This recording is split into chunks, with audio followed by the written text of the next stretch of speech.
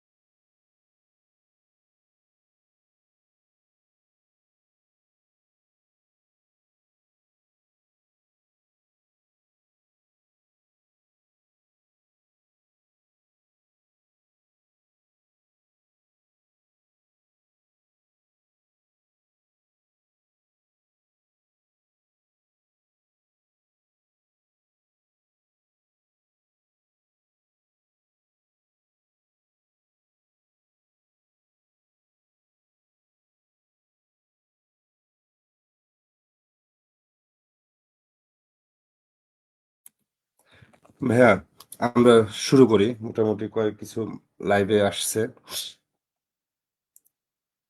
আপনি কি আমার কথা ক্লিয়ারলি শুনতে পাচ্ছেন? আমি আপনার কথা শুনতে পাচ্ছি না। আপনার মানে মিউট। আমি আনমিউট করলাম মাত্র। ওকে, ওকে, এখন শুনতে পাচ্ছি। জি।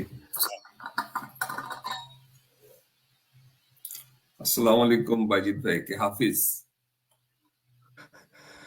তো বাজিত ওয়ালাইকুম ভাই, আসসালাম। আমাদের যে আমাদের এই অনুষ্ঠানটা আসলে হচ্ছে গিয়ে যে আমি হেমন্ত মিত্র, বা আমার এমনি নিকনেম হচ্ছে দেবু। সো হেমন্ত মিত্র প্লাস হচ্ছে গিয়ে সিএ। তো যেহেতু সিএ এর লাস্ট ইলেকশন আমি এডুকেশন সেক্রেটারি পজিশন থেকে ইলেকশন করি, তো সিএ এর ব্যানার থেকে আসলে আমাদের এই অনুষ্ঠানটার যাত্রাটা শুরু করার এই কারণেই, যাতে আমাদের সিনিয়র জুনিয়র বড় ভাই ছোট ভাই, বড় আপু ছোট আপু যারা আছে সবাই জানতে কিছুটা গাইডলাইন পায় যে আসলে বিদেশে আসার ক্ষেত্রে অনেকেরই ক্যাপাবিলিটি আছে, অনেকেরই সেই যোগ্যতা আছে, কিন্তু দেখা যাচ্ছে যে সঠিক সময়ে সঠিক ডিসিশনটা নিতে না পারার কারণে, এবং কি করতে হবে, কিভাবে এই জার্নিটা শুরু করা, সেই গাইডলাইনটার অভাবটা অনেক সময় দেখা যাচ্ছে যে ওনারা ফেস করে। এবং আমি ব্যক্তিগতভাবে আমি যখন এই বিদেশে আসার চেষ্টাটা করি, আমি নিজেও ফেস করি। এটা হচ্ছে মেইন মোটো এবং এম। সো আজকে আপনি আমাদের সাথে আসছেন, তো এই জন্য হচ্ছে গিয়ে যে খুবই ধন্যবাদ। আমি ব্যক্তিগতভাবে ভার্সিটি যখন একদম শুরু করি তখন আপনারা বের হয়ে গেছেন। আপনারা মানে 5-1 মাত্র 4-2 শেষ করে আপনারা একদম না, ফ্রেশ আমার গ্রাজুয়েট, তখন হচ্ছে গিয়ে যে আমি আমার 1-1 হিসেবে এক্সট্রা ভার্সিটিতে ঢুকি। সেমিস্টার লাগে না, 5-1 না, 4-2 থেকেই বের হয়ে গেছি। না, না, মানে আমি বুঝাতে চাচ্ছি, না, না, ওইটা বুঝে না। আমি আমি বুঝাতে বুঝছি চাচ্ছি যে বুঝছি মানে আমি ঢুকছি 1-1, তখন আপনারা মানে ফ্রেশ গ্রাজুয়েট আরকি। আর রাইট। এরপরেও তো এখন হচ্ছে গিয়ে যে আমার প্রথম কোশ্চেনটা হচ্ছে গিয়ে যে আপনি জাস্ট আপনার নিজের সম্পর্কে একটু খুলে বলেন, এরপরে আমরা হচ্ছে গিয়ে জাস্ট আপনার পুরো ক্যারিয়ারটা নিয়ে আমরা শুনতে চাই। আপনার গ্র্যাজুয়েশনের পরে মাস্টার্সের পরে দেন আপনি কক্সবাজারে একটা ভালো অর্গানাইজেশনে ভালো পজিশনে ছিলেন। দেন ওইখান থেকে আবার কেন আপনি পিএইচডি করতে বা কেন আবার হায়ার স্টাডির জন্য আবার চলে আসলেন। তো এই পুরো জার্নিটার ভিতর দিয়ে আমরা যাব। তো শুরুতে জাস্ট আপনি আপনার সম্পর্কে আমাদের সবাইকে একটু, সিভিলিয়ানে যারা আছে আমাদের সবাইকে একটু বলেন। ওকে, থ্যাংক ইউ হেমন্ত। এবং ব্যাকগ্রাউন্ডে যারা কাজ করতেছো, আদনান মনে হয় আছে, হাফিজকে দেখতে পাচ্ছি। থ্যাংক ইউ তোমাদেরকে যে তোমরা এই সেমিনারগুলো অর্গানাইজ করতেছো। আমার আগেও বোধহয় আরো 2-3টা সেমিনার এরকম তোমরা অর্গানাইজ করছো। তো আমি সবগুলো দেখতে পারি না, বাট কয়েকটা হাইলাইট আমি দেখছি। সো তোমাদেরকে অনেক ধন্যবাদ। আমার সম্পর্কে যদি বলতে চাই, আমি আহসানুল্লাহ থেকে পাশ করে বের হয়ে হচ্ছে তোমার 2011 ডিসেম্বরে। মানে আমাদের সার্টিফিকেট হাতে আসতে, সার্টিফিকেট না, নোটিস অফ গ্রাজুয়েশন সামথিং কিছু একটা পাবলিশ করে আহসানুল্লাহ। সো ওইটা আসছে হচ্ছে আমাদের 2012-তে, বাট আমাদের পরীক্ষা শেষ হয়ে গেছে 2011-তেই। তো আমি 2011 নভেম্বরেই তোমার জবে জয়েন করি, আমার ওই নোটিফিকেশনটা পাওয়ার আগেই। এই তো 2011 থেকে হচ্ছে আমি চাকরি শুরু করি হচ্ছে একটা কনসালটেন্সি ফার্মে। তখন ইপিসি ছিল। তো ওরা ওয়াটার বোর্ডের একটা কাজ করতো, অমিপ নামে একটা প্রজেক্ট ছিল। ওই প্রজেক্টটা ছিল ওয়ার্ল্ড ব্যাংকের ফান্ডের একটা প্রজেক্ট। তো ওইখান থেকে আমাকে পাঠানো হয় বরিশালে। বরিশাল তখন হচ্ছে কাজ মাত্র শুরু হবে। তো বরিশাল বলতে বরিশাল ডিভিশন, মানে বরিশাল, বরগুনা, পটুয়াখালী, এই 3টা জেলাতে যেই অমিত প্রজেক্টের কাজ হবে, ওই কাজগুলোর জুনিয়র ইঞ্জিনিয়ার হিসেবে আমি জয়েন করি কনসালটেন্ট পার্ট থেকে। তো আমি ওখানে কাজ করি হচ্ছে তোমার 2014 পর্যন্ত, 2012 থেকে 2014 পর্যন্ত, 14 ডিসেম্বর পর্যন্ত। যদিও তখন প্রজেক্ট শেষ হয় না, আমাদের প্রজেক্ট চলতে ছিল অমিপের। বাট আমি তখন মাস্টার্স করতে চলে যাই হচ্ছে তোমার এআইটিতে, ব্যাংককে, থাইল্যান্ডে। তো এইখানে একটা প্রশ্ন অনেকেই করে, কেন আমি জব ছেড়ে একদম মানে প্রজেক্টের মাঝামাঝি আমি জব ছেড়ে আমি সে চলে যাই কেন। আসলে আমি যখন জবে জয়েন করি তখন জুনিয়র ইঞ্জিনিয়ার লাইফস্টাইলটা আসলে আমার সাথে যাচ্ছিল না। কারণ আমি দেখতেছিলাম যে আমরা হচ্ছে কনসালটেন্ট, আরো আমাদের উপরে আরো একজন কনসালটেন্ট আছে। সেই ভদ্রলোক ছিল হচ্ছে ওয়ার্ল্ড ব্যাংকের কনসালটেন্ট।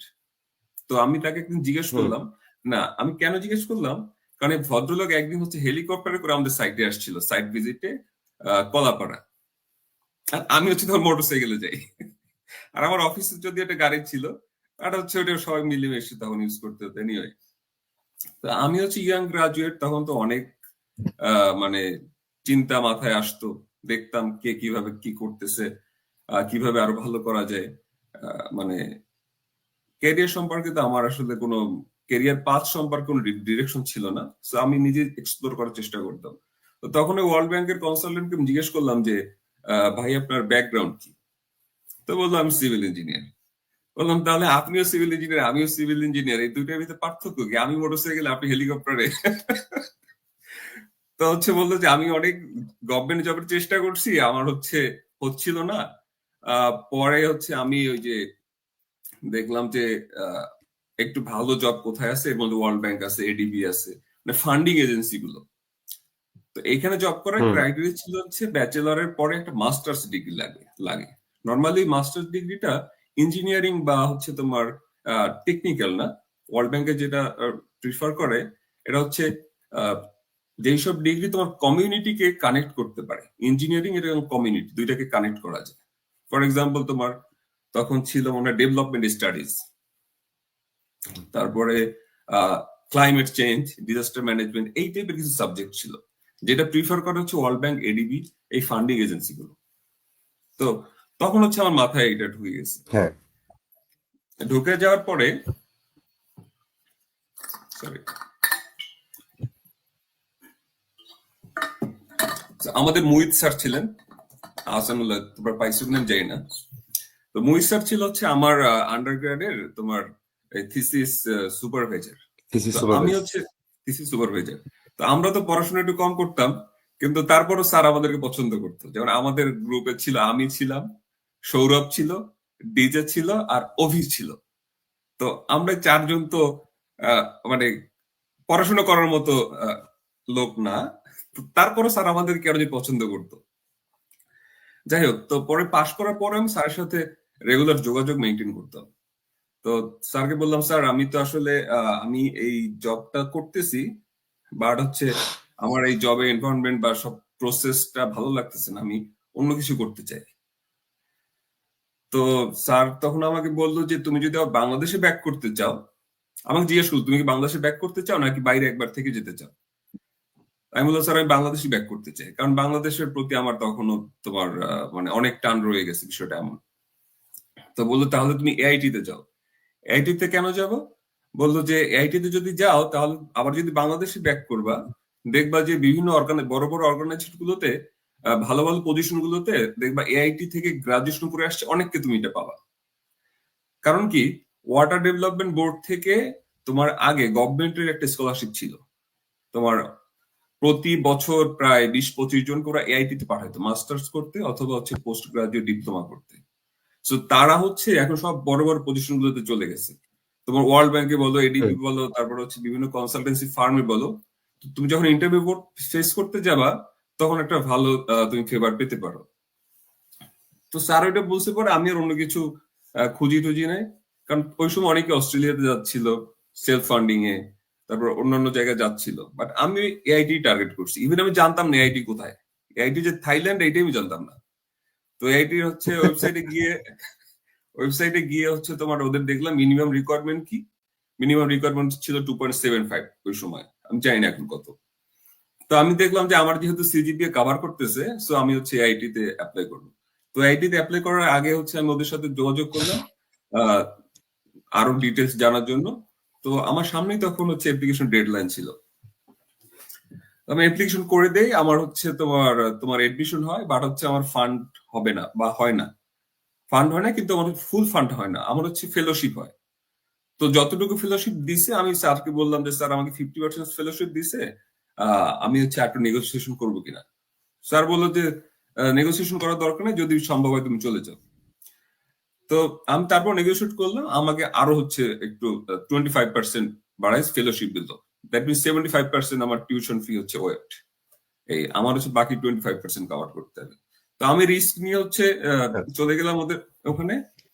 যাওয়ার পরে আমাদের যে প্রফেসর ছিল, ওই প্রফেসরের সাথে বললাম যে আমি এই কাজ করে আসছি, আমি এই কাজ জানি। আমি যেটা করছি যাওয়ার আগে কিছু কাজ শিখে গেছিলাম, যেমন জিআইএস টা তখন হচ্ছে খুবই হচ্ছে আহ কি বলে মানে একটা ডিমান্ডিং একটা টুলস ছিল, এখন তো সবাই জানে।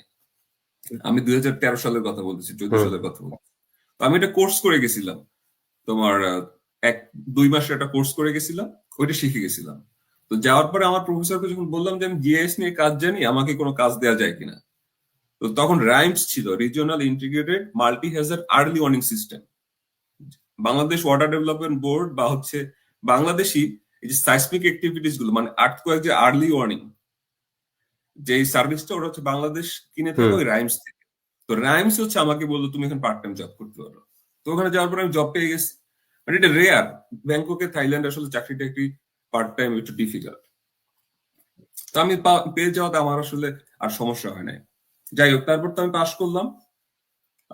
পাশ করার মানে ফাইনাল যেদিন আমার ডিফেন্স, সেদিন আমাকে আমার প্রফেসর জিজ্ঞেস করলো পাশ করার ডিফেন্স শেষে যে তোমার নেক্সট প্ল্যান কি, তুমি কি চাকরি করতে চাও নাকি হায়ার স্টাডিজ যেতে চাও।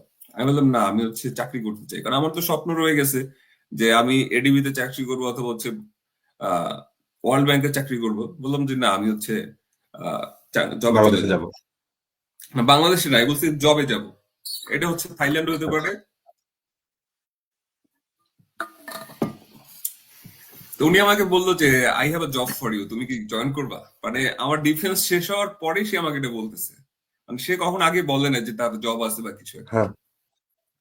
ওই সময় কাজটা ছিল কি, পাপুয়া নিউ আচ্ছা। গিনিতে তোমার হচ্ছে একটা সুনামি মডেল করতে হবে পাপুয়া নিউগিনিতে। ওই প্রজেক্টটা হচ্ছে রাইমস থেকেই হচ্ছে আচ্ছা। করবে। তো আমি যেহেতু আগে রাইমসে কাজ করছি, আর আমার ডিগ্রিটাও ছিল তোমার হচ্ছে যদিও ডিজাস্টার ম্যানেজমেন্ট, কিন্তু মাস্টার অফ ইঞ্জিনিয়ারিং। আমার রিসার্চ ছিল 24 ক্রেডিট, আর হচ্ছে আমার রিসার্চের টপিক ছিল তোমার হাইড্রোডাইনামিক মডেলিং। যেমন আমি হচ্ছে বাংলাদেশের 3টা বড় নদী নিয়ে কাজ করছি। সো আসসালামু আলাইকুম ভাই, রেজওয়ান ভাই। আচ্ছা, আমি হচ্ছে নদী টদী নিয়ে কাজ করছি। এখন বললো যে কমেন্ট করছি। তোমাকে সুনামি মডেলটা করতে পারবা কিনা। আমি বললাম হ্যাঁ আমি করে দিতে পারবো, অসুবিধা নেই। পরে পাপুয়া নিউগিনির ওই প্রজেক্টের জন্য আমাকে বললো। কিন্তু সমস্যা হয়ে যাচ্ছে প্রজেক্টটা যখন শুরু হবে, আর হচ্ছে আমার যে ভিসা যতদিন হাতে আছে, তাতে হচ্ছে ওই প্রজেক্ট আমি রিচ করতে পারতেছি না। আমাকে থাইল্যান্ডে থাকতে হলে আমাকে একটা জবে জয়েন করতে হবে। তো তখন হচ্ছে আমি আর একটা জব পেয়ে যাই, একটা কনস্ট্রাকশনে। ইটালিয়ান থাই না, এটা ছিল পাইলন। তো পাইলন হচ্ছে বাংলাদেশে তোমার ইটালিয়ান থাইয়ের সাথে কাজ করবে, ওই যে মেট্রো রেলের কাজগুলো। তো পাইলন হচ্ছে তোমার ফার্স্ট লোয়েস্ট হয়েছে ইটালিয়ান থাইয়ের সাথে, কিন্তু হচ্ছে ওদেরকে কাজটা দেয় না। কেন দেয় না? কারণ ইটালিয়ান থাই বোধহয় এক্সপ্রেস ওয়ের কিছু একটা কাজ ডিলে করতেছিল, ওদের নতুন করে আর কাজ দিবে না। এই জন্য পাইলন আর কাজটা পায় না। তো আমাকে পাইলন নিছিল যে বাংলাদেশের প্রজেক্ট ম্যানেজার হিসেবে আমি যাব, যেহেতু ওদের বাংলাদেশে একজন দরকার। তো আমাকে ওরা বলছিল তুমি থাই এমপ্লয়ি হিসেবে বাংলাদেশে যাবা। যাই হোক, যেহেতু প্রজেক্ট পায় নাই, 3 মাস ওদের কাছে কাজ করার পরে বললাম যেহেতু আমার টার্গেট ছিল বাংলাদেশে যাওয়া, বা মানে ওইসব অর্গানাইজেশন কাজ করা, ডেভেলপমেন্ট এজেন্সি টাইপের, তো আমি আর এই পাইলনে থাকবো না। এর মধ্যে হচ্ছে রোহিঙ্গা ক্রাইসিস শুরু হয়ে গেল। রোহিঙ্গা ক্রাইসিস শুরু হওয়ার পরে এসিএফ নামে একটা অর্গানাইজেশন ছিল, ওদের একটা পোস্ট মানে খালি ছিল, শেল্টার অফিসার বা কিছু একটা। তো আমি ওদের যে কক্সবাজারের যে head of department, head of response, ওনাকে ফোন করলাম যে আমি ব্যাংককে আসি, বাট হচ্ছে আমি রোহিঙ্গা ক্যাম্পে বা রোহিঙ্গা নিয়ে কাজ করতে চাই, আমি আপনাদের এখানে জয়েন করতে চাই। আমি এরকমই বলছি। বলছে ভাই আপনি খুব শান্তিতে আছেন, এই জায়গায় আইসেন না। তো উনি আমাকে নিষেধ করতেছে যাওয়ার জন্য, মানে না আসার জন্য। তারপর বললাম যে না আমি হচ্ছে যেতে চাই। বলছে আচ্ছা ঠিক আছে তাহলে আপনি আসেন। আমি হচ্ছে বাংলাদেশে চলে গেলাম কয়দিন, 7 দিনের নোটিসে বোধহয়। তখন হচ্ছে আলো ব্যাংককে, আমার ওয়াইফ ব্যাংককে, ও একটা পিএইচডি শুরু করছে ব্যাংককেই। আমি বললাম তুমি ব্যাংককে পড়াশোনা করো, আমি হচ্ছে বাংলাদেশ থেকে একটু ঘুরে আসি, চাকরি টাকরি দেখি কি অবস্থা। তো বাংলাদেশে গেলাম, পরে এসিএফ এ জব করতেছিলাম 1 মাসের মতো। এর মধ্যে আমি ওয়াটার এইডে একটা ইন্টারভিউ দিছিলাম, ওইটার হচ্ছে ডিসিশন পেন্ডিং ছিল। আহ, ওই ডিসিশন আমার যেদিন ওয়াটার এইড থেকে দিল যে আমি ওয়াটার এইডে জয়েন করবো কিনা ঢাকাতে, তখন আমি হচ্ছে একদিন সবাই নিয়েছিলাম যে আমি কালকে জানাবো। এর মধ্যে ব্র্যাকে মনে হয় আগে একটা সিভি দেওয়া ছিল আমার। তো ব্র্যাক থেকে আবার আমাকে কল করছে যে ইন্টারভিউ নিতে চায়, আমি ফ্রি আছি কিনা। আমি বললাম হ্যাঁ দিতে পারবো, কিন্তু হচ্ছে আমি রোহিঙ্গা ক্যাম্পে বসে আমাকে ইন্টারভিউ দিতে হবে ফোনে। বলছে ইটস অল রাইট। তো পরের দিন হচ্ছে ব্র্যাকের ডিরেক্টর, তখন ডক্টর আকরাম ছিল, তখন বললো যে তুমি আইটি থেকে মাস্টার্স করছো, আমি তো ব্যাংকক থেকে পড়াশোনা করছি। তো ওই যে আমার মোহিত স্যার আগে বলছিল যে আইটি থেকে পড়াশোনা করলে তুমি একটা বেনিফিট পাবা। তো আমি দেখলাম যে এটা মিলে গেছে। উনি অ্যালামনাই না, উনি হচ্ছে মাহিদুলে ছিল। ব্যাংককের থাইল্যান্ডে আরেকটা ভালো ইউনিভার্সিটি, কিন্তু এআইটি কে উনি ভালো করে জানে। আচ্ছা। বিষয়টা এমন ছিল।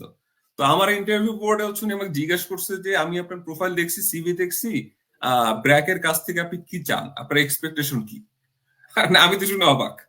কারণ হচ্ছে এইরকম ইন্টারভিউ ডিরেক্টলি আমাকে অফার করতেছে যে কি আমি চাই।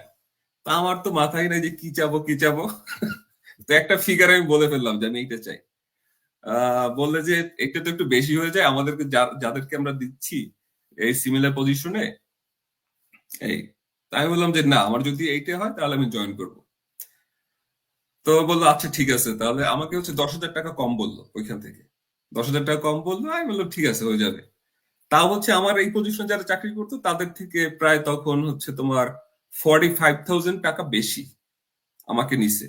আমার পজিশন যারা কাজ করতো সবাই আমার হচ্ছে বাপের বয়সী, এবং চাকরি করার অবস্থায় একজন মারাও গেছে ওই সময়। ওই জায়গায় আমরা 3 জন ছিলাম, ডেপুটি টিম লিডার, একজন মারাও গেছে বয়স্ক। যাই হোক, ব্র্যাকে জয়েন করলাম, ব্র্যাকে কাজ করতেছি, এবং আমাকে ফুল মানে ফ্লেক্সিবিলিটি দিয়ে দিছিল। এই জন্য হচ্ছে আমি টিম গোছানো, তারপরে ব্র্যাকে কি কি কাজ হবে, এই টাইপের হচ্ছে ডিসিশন গুলো নিতে পারতাম। আর আমাকে এই জায়গায় হেল্প করতো তোমার মোহিত স্যার ওয়াশে ছিল। আমি তো কখনো ওয়াশে কাজ করি নাই, তো মুহিত স্যার হচ্ছে আমাকে হেল্প করতো। তো ব্র্যাকে কাজ করতে করতে যেহেতু আমার মূল মেইন প্রায়োরিটি ছিল ইউএন, সরি যেটা বললাম যে এডিবি, ওয়ার্ল্ড ব্যাংক এই টাইপের অর্গানাইজেশনে, তখন দেখলাম যে ইউএন কাজ করতেছে কক্সবাজারে। তো ইউএন এ হচ্ছে বেশ কয়েকটা ট্রাই করতেছি, এর মধ্যে হচ্ছে ব্র্যাক থেকে আমাকে বললো ঢাকায় নিয়ে যাবে সিনিয়র ম্যানেজার পজিশনে, কারণ আমার একটা রিকোয়ারমেন্ট ছিল যে আমি ঢাকায় মুভ করবো ওই সময়। তো এর মধ্যে ইউএনডিপি তে আবার হয়ে গেল, তা বললো আপনি কক্সবাজারে থাকেন, কিছুদিন পরে হচ্ছে ঢাকায় নিয়ে আসবো। তখন হচ্ছে ইউএনডিপি তে আমি গেলাম। ইউএনডিপি তে যাওয়ার পরে মনে হইলো যে আমার মাস্টার্স দিয়ে যতটুকু দেয়ার, মানে যে পজিশন আমি হোল্ড করতেছি, এটা আমার দেয়া হয়ে গেছে। আমার হচ্ছে এখন আরেকটু উপরে যেতে হবে। তো উপরে যেতে হলে কি দরকার? একটা ডিগ্রি দরকার, পলিসি লেভেলে যেতে হলে বা ডিরেক্টর লেভেল যদি ব্র্যাক চিন্তা করি এই টাইপের, তো ওরা প্রিফার করে পিএইচডি। তো ওইখান থেকে হচ্ছে আমার মাথায় ঢুকে যে পিএইচডি করতে হবে। তারপরে হচ্ছে ঠিক আছে। ট্রাই করতে থাকি পিএইচডির জন্য। পিএইচডি কিভাবে শুরু করছি ওইটা আমি হয়তো পরে তোমাকে বলবো, আহ, তাহলে হচ্ছে অন্যরা হয়তো ফলো করতে পারবে। তোমার যদি কোনো কোশ্চেন থাকে বা কিছু থাকে আমাকে বলো, আমি ওইভাবে আগাচ্ছি। আমার কিছু, হ্যাঁ, আমার আমার আমার কিছু কোশ্চেন আছে। তো বেসিক্যালি হচ্ছে গিয়ে যে আমরা যে আসলে পড়াশোনাটা করে আসছি বা পড়াশোনা করার হ্যাঁ। শুরু থেকেই হচ্ছে গিয়ে যে একটা জিনিস, এর আগের সেশন হচ্ছে গিয়ে যে রিয়াদের সাথে এটা নিয়ে কথা হচ্ছে, তো আজকেও যারা আছে তারাও একটু হয়তো অনেক নতুন আছে, পুরাতন আছে। খুব কমন মিথ যে সিজিপিএ ভালো না হলে হায়ার হায়ার স্টাডি হচ্ছে গিয়ে যে ক্লাসের টপারদের জন্য, আহ, রাইট। যারা হচ্ছে সিজিপিএ 3.5 এর উপরে আছে তারাই তারাই হচ্ছে হায়ার স্টাডি করবে, আর জার্নাল লাগবে, পাবলিকেশন লাগবে, তারপর টিচিং এক্সপিরিয়েন্স লাগবে। তো এগুলো কোনোটাই তো আপনার নাই, আপনার টিচিং এক্সপিরিয়েন্স নাই, আপনার ভালো সিজিপিএ নাই। তো এই যে আপনার পিএইচডির ক্ষেত্রে বলেন বা আপনার মাস্টার্স এর ক্ষেত্রে বলেন বা আপনার নিজের চিন্তা ভাবনাটা কি, এই যে মার্কেটে যে আচ্ছা। বা আমাদের যে এই স্টুডেন্ট সার্কেলে যেই প্রবলেমটা আমরা সবার ভিতরে যে একদম গেঁথে গেছে। হুম কারণ হুম আমার আজকে আপনার সাথে কথা বলার মেইন ফোকাল পয়েন্ট হচ্ছে এই জায়গাটায়। এই মিথটা ওকে। নিয়েই যে আমাদের অনেকের ভিতরে যে ভয়টা কাজ করে যে আমি আরেকটু সময় নিই 30 সেকেন্ড কোশ্চেনটা করতে। যে শিওর। আমাদের অনেকের ভিতরে যে ভয়টা কাজ করে যে হয়তো পাশ করেও বের হয়ে গেছে। হুম হুম পাশ করেও বের হয়ে গেছে। একটা ভালো জবও হয়তো করতেছে। ৫-৭ বছরও চাকরির বয়স হয়ে গেছে। কিন্তু ওই যে আবার হায়ার স্টাডির ইচ্ছাটাও মনে, মনে আছে, কিন্তু ভাই, সিজিপিএটা হয়তো 3.1 বা হায়ার 10.3, কিন্তু তারপরেও সে সিজিপিএ কম মানে এই জন্য বা ওই হচ্ছে বড় একটু ভাই সংকোচ যা বোধ করে তার। বা ওই ছোট ভাইটা আর, হ্যাঁ, সে কিন্তু আর আগাচ্ছে না। যে হুম, আমার সিজিপিএ 3 আমি মনে হয় পারব না। আমার রাইট। বন্ধু-বান্ধবী অনেকেই আছে। হুম। এই যে আপনি আইআইটি তে এআইটি তে চলে গেলেন বা আপনার এই পুরা জার্নিটা, এই পুরা ব্যাপারটা নিয়ে আপনি একটু জাস্ট আমাকে একটু ৪-৫ মিনিটের আচ্ছা, মধ্যে আপনার প্রথমে বলি এক্সপেরিয়েন্সটা। আমি। কারণ আপনি কি তো এবং এটার সাথে আরেকটা আনসার দিয়েন। আপনি যে লো সিজিপিএ পার্ট 2, এই কোশ্চেনের পার্ট 2 টা হচ্ছে আপনার যে লো সিজিপিএ।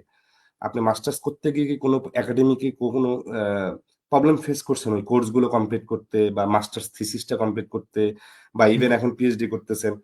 এই ২ টা। পার্ট 1 হচ্ছে গিয়ে যে সিজিপিএ কম থাকলে কি প্রবলেম? পার্ট 2 হচ্ছে যে সিজিপিএ কম নিয়েও যদি আমি ঢুকে পড়ি, ঢুকে যাওয়ার পরে কি আমার একাডেমিক লাইনে কোনো প্রবলেম হচ্ছে কিনা? আচ্ছা, আমি একটা একটা করে আসি। সিজিপিএ কম বেশি এটা হচ্ছে একটা বিষয় অবশ্যই। মানে যত বেশি ভালো সিজিপিএ হবে, এডমিশনের ক্ষেত্রেও ইজি হয়, পরবর্তীতে হচ্ছে অ্যাসিস্ট্যান্টশিপ পাওয়ার ক্ষেত্রে ইজি হয়। কিন্তু হচ্ছে ইউনিভার্সিটির মিনিমাম রিকোয়ারমেন্ট থাকে প্রত্যেকটা ইউনিভার্সিটিরই। তো কেউ যদি মিনিমাম রিকোয়ারমেন্ট ফুলফিল করতে পারে, তাহলে হচ্ছে তার এডমিশন অ্যাটলিস্ট কনফার্ম। সমস্যাটা হয়ে যায় হচ্ছে ফান্ডিং এর ক্ষেত্রে। তো ফান্ডিংটা তুমি হচ্ছে কিভাবে ম্যানেজ করতে পারবে? তো ফান্ডিং প্রফেসর কোনো সময় সিজিপিএ দেখে দেয় না। ফান্ডিং দেয় হচ্ছে তুমি কাজ করতে পারবা কিনা, রাইট? তোমাকে 20 আওয়ার্স কাজ করতে হবে, তার যে গোল, অবজেক্টিভ ওটা তুমি ফুলফিল করতে পারতেছে কিনা। তো এখানে শুধু গিয়ে যদি বলো তোমার সিজিপি হচ্ছে 3.9, বাট হচ্ছে তুমি ওই প্রজেক্টের প্রফেসরের যে প্রজেক্ট, ওই প্রজেক্ট সম্পর্কে তোমার কিছুই জানো না, কোনো টেকনিক্যাল নলেজ নাই, কোনো টুলস তুমি জানো না, ইউজ করতে জানো না। আর আরেকটা ছেলে যার সিজিপিএ কম কিন্তু সে এডমিশন নিয়ে আসছে, কিন্তু সে টুলস গুলো জানে এবং তুমি প্রজেক্টকে হেল্প করতে পারবা, তাহলে হচ্ছে অবশ্যই যে জানে হেল্প করতে পারবে তার প্রায়োরিটি বেশি। তো যখন তুমি কাজ করতেছো, এডমিশন পেয়ে গেছো, তারপর সিজিপিএ কোনো কাজে লাগে না। এটা হচ্ছে আমার পয়েন্ট। সিজিপিএ দিকে তাকানোর কিছু নাই, ইউনিভার্সিটি মিনিমাম রিকোয়ারমেন্ট কি। কারণ আমি দেখছি যে মিনিমাম রিকোয়ারমেন্ট 3 অথবা 2.75 এরকমই থাকে। কোন ইউনিভার্সিটির মিনিমাম রিকোয়ারমেন্ট 3.5 এরকম আমি দেখিনি এখন পর্যন্ত। আর আমার ক্ষেত্রে যেটা হয়েছে, আমার ছিল হচ্ছে এটাই ছিল তো আমার হচ্ছে মিনিমাম রিকোয়ারমেন্ট কভার করছে। তা আমি হচ্ছে মাস্টার্স করতে চলে গেছি। তো সিজিপিএ নিয়ে তো একটা সংকোচ বোধ সবারই সব, মানে লো সিজিপিএ যাদের তাদের থাকে। তো আমি ট্রাই করছি যে আমি আসামে যখন ছিলাম, আসামে আমি শুধু হচ্ছে ফাইনাল পরীক্ষা দিতাম, কুইজ টুইজ দিতাম না। তো ফাইনালে ছিল 70, আমার পাশ করার জন্য আমার পাওয়া লাগতো 60, মানে মোটামুটি এটা সিজিপিএ ধরে যাওয়ার জন্য। তো তখন আমি চিন্তা করতাম যে ভালো স্টুডেন্ট গুলো সারা বছর কি পড়ে, আমি এক রাত্র পড়ে, আবার আমরা এক রাত্র পড়ে যদি আমরা 70 ভিতরে 60-55 পাই, তো আমরা খারাপ স্টুডেন্ট না। তো এইটা একটা আমাদের সান্ত্বনা ছিল। তো এইটিতে গিয়ে তখন দেখলাম যে সিজিপিএ তোলা যায় কিনা, দেখলাম যে না, সম্ভব। আমি সিজিপিএ তুলে ফেলছি মাস্টার্সে, ভালো ভালো কোর্স নিয়ে আমি সিজিপিএ তুলে ফেলছি। এবং আমি যখন বের হয়েছি, আমার আমি যে রিসার্চ যেটা করছি ওইটা আমার ভালো একটা জার্নালে পাবলিশ হয়েছে। একটা ভালো স্টুডেন্ট কি করে, মাস্টার্স করে, তার রিসার্চটা ভালো একটা জার্নাল পাবলিশ হয়, এই তো। তো আমি যখন দেখছি যে আমি ওইটা এইটুকু, করছি, হ্যাঁ। তো আমি মনে হয় না যে খুব একটা খারাপ স্টুডেন্ট, ঠিক আছে। তো ভালো স্টুডেন্ট খারাপ স্টুডেন্ট অবশ্যই, যদি যার সিজিপিএ ভালো তাকে সবাই ভালো চোখে দেখবে, যার সিজিপিএ একটু কম তাকে একটু আট চোখে দেখবে, স্বাভাবিক। কারণ হচ্ছে এই দিকে আমি কোনো সময় মানে বদার করি না এই বিষয়গুলো। আমার যেটা রিকোয়ারমেন্ট, আমি যেটা চাইছি ওইটার জন্য আমি কাজ করছি এবং ওইটা আমি অ্যাচিভ করছি। এই তো কেউ যদি আর চায়, আমি তোমাকে রিসেন্ট একটা ঘটনা বলি, আমি নাম বলতেছি না। আমার সাথে সম্পর্ক হচ্ছে যাদের সব পচা, মানে সিজিপি কম টম, এদের সাথে, হ্যাঁ, এদের সাথে যোগাযোগ আছে আমার। তো রিসেন্টলি অস্ট্রেলিয়াতে আমাদের আসাম থেকে ছোট ভাই যাচ্ছে তোমার জানুয়ারিতে। ওর আচ্ছা, সিজিপিএ মনে হয় তোমার 2.34 টোর হইতে পারে। হ্যাঁ, ও কিন্তু অস্ট্রেলিয়াতে যাচ্ছে এবং মাস্টার্স করতে যাচ্ছে, এবং সেলফ ফান্ডিং এ না, ফান্ডিং ঠিক নিয়ে। আছে। হ্যাঁ, ফান্ডিং নিয়ে, সে ফিনান্সিয়াল অ্যাসিস্ট্যান্স নিয়ে ওখানে যাচ্ছে। এবং সে বাংলাদেশে, তার এই যে তুমি যদি চিন্তা করো বাংলাদেশের ম্যাক্সিমাম স্যালারি কত কনস্ট্রাকশন এখন, 2-2.5 লাখ টাকা ম্যাক্সিমাম যদি হয়। এবং সে কিন্তু সেটা মানে 2-2.5 লাখ টাকা, 2-2.5 লাখ টাকাও কিন্তু অনেক চ্যালেঞ্জিং আর কি। 2-2.5 লাখ টাকাও সবাই সবাই বাংলাদেশে মানে যেটা ফাইভ ম্যাক্সিমাম পার্সেন্ট জায়গা, যেতে পারে। তাহলে সেই 5% মধ্যে সেই ভদ্রলোক আছে, ঠিক আছে। তার সিজিপিএ ছিল এই কম, কিন্তু সে সব টুলস জানছে, অনেক টুলস সে জানে, অনেক সার্টিফিকেশন তার আছে ব্যাচেলারের পরে, পিএমপি টিএমপি অনেক কিছু। তো সে নিজেকে আবার নতুন করে তোমার বিল্ড আপ করছে এবং বর্তমান মার্কেটের জন্য সে ফিট। তো এই জন্য সে যাচ্ছে। আর আমি এমন একটা চিনি যার সিজিপি হচ্ছে তোমার 3.5 এর উপরে, সে এখনো তোমার জুনিয়র ইঞ্জিনিয়ার বা প্রজেক্ট ইঞ্জিনিয়ার হিসেবে কাজ করতেছে, যার স্যালারি হয়তো ম্যাক্সিমাম 40,000 বা 50,000। আমি স্যালারি জানি না, মানে প্রজেক্ট ইঞ্জিনিয়ার স্যালারি কত হতে পারে বাংলাদেশে এরকম। তো এখন হচ্ছে তুমি পাশ করার পরে ওইটাই মানে কতটুকু আপনার এফোর্ট দিচ্ছ, তোমার বাউন্ডারি কি, তুমি কি চাও। তুমি যদি চাইতে পারো কিছু, তাহলে তুমি ওটা পাবা, ঠিক আছে। আগে জানতে হবে আমি কি চাই। আর আমার আরেকটা আরেকটা অ্যাডিশনাল কোশ্চেন আছে এখানে এটার পাশাপাশি, যে মানে আমরা কি এরকম ভেবে নিই, আপনি একটু আগে যে এক্সাম্পলটা বললেন যে ভাইয়া বা আপনিও নিজেও এবং আমি নিজেও, আপনি যার হুম। এক্সাম্পল বলছেন এবং আমরা দুজন এখানে আছি, আমরা সবাই মোটামুটি বাংলাদেশে, আমি নিজেই প্রায় 8 বছর চাকরি করে তারপরে এখানে আসছি। এখন পাশ করার আচ্ছা। পরে 8 বছর পুরো সার্ভিস দিয়ে স্যামসাং, সিমাসু, জেজিসি এখানে চাকরি বাকরি করে এখানে আসছে। তো এই যে অনেকে যে একটা প্রবলেম ফেস করে বা অনেকে যে একটা জিনিস নিয়ে হেসিটেট করে যে ফ্রেশ গ্র্যাজুয়েট হওয়ার সাথে সাথে মাস্টার্সটা করতে হবে, এরপরেই মাস্টার্সটা শেষ করে সাথে সাথে পিএইচডিটা করতে হবে। এটা কি আপনার এখন পর্যন্ত, এখন তো অলরেডি পিএইচডিতে ঢুকে গেছেন, আপনার এই জার্নির মধ্যে কি আপনিও কি এটার সাথে 100% একমত, নাকি তোমার পিএইচডি আমি করতে বলতেছি যে মাস্টার্স লাগে ভালো না তো। ওইটা ওইটা করতে পারলে ভালো, যারা করতে পারতেছে একদম ফ্রেশ গ্র্যাজুয়েট হয়ে সাথে সাথে মাস্টার্স করতেছে, পিএইচডি করতেছে, মানে আমি তাদেরকে অ্যাপ্রিসিয়েট করি। কিন্তু আমার কোশ্চেনটা হচ্ছে তাদের জন্য যাদের অলরেডি এডুকেশনাল গ্যাপ হয়ে গেছে, স্টাডি গ্যাপ হয়ে গেছে, বিএসসি করছে, হ্যাঁ, বিএসসি করার পরে 5, 7, 8, 9, 10 বছর হয়ে গেছে।